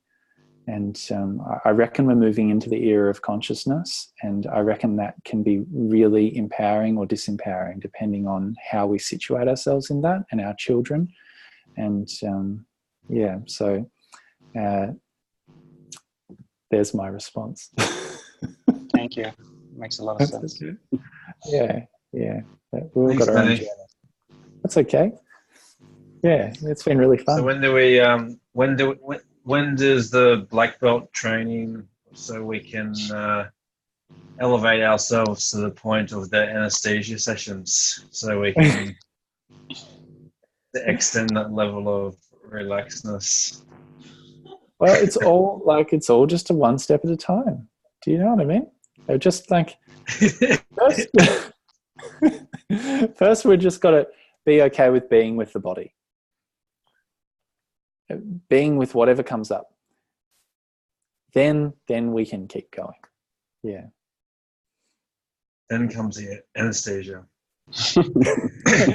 then when you're not looking, I will come behind you and anesthetize you. And I'll say, now be conscious in this.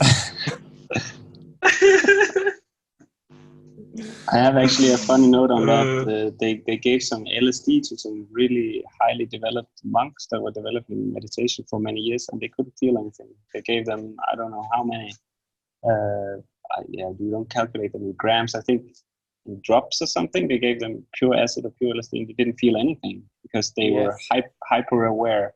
So whatever that came into their perception, they allowed it to be. There was nothing new. They were already at that awareness level. Yeah, I understand that. Interesting. Yeah, because like a drug, I see it as a living entity. Yeah. You know, and that entity only has power over us as long as we give it some power away to it. And it's not a good or a bad thing. But if we're aware of the entity, well, then we can choose how. Our consciousness is so damn powerful. Like just looking at things like that, and I've like interesting things on like the monk's ability to transmute alcohol and all sorts of different substances. Like transmutation is a skill in consciousness, and it's the management of certain entities. If that's how I like to look at it. But yeah, like monks dedicate themselves to awareness, really, and there's such power in that. So many applications. Super interesting. We'll have to do another show on transmutation and consciousness because it's a good topic. Absolutely. The cookie crumbles further. Awesome. Nice.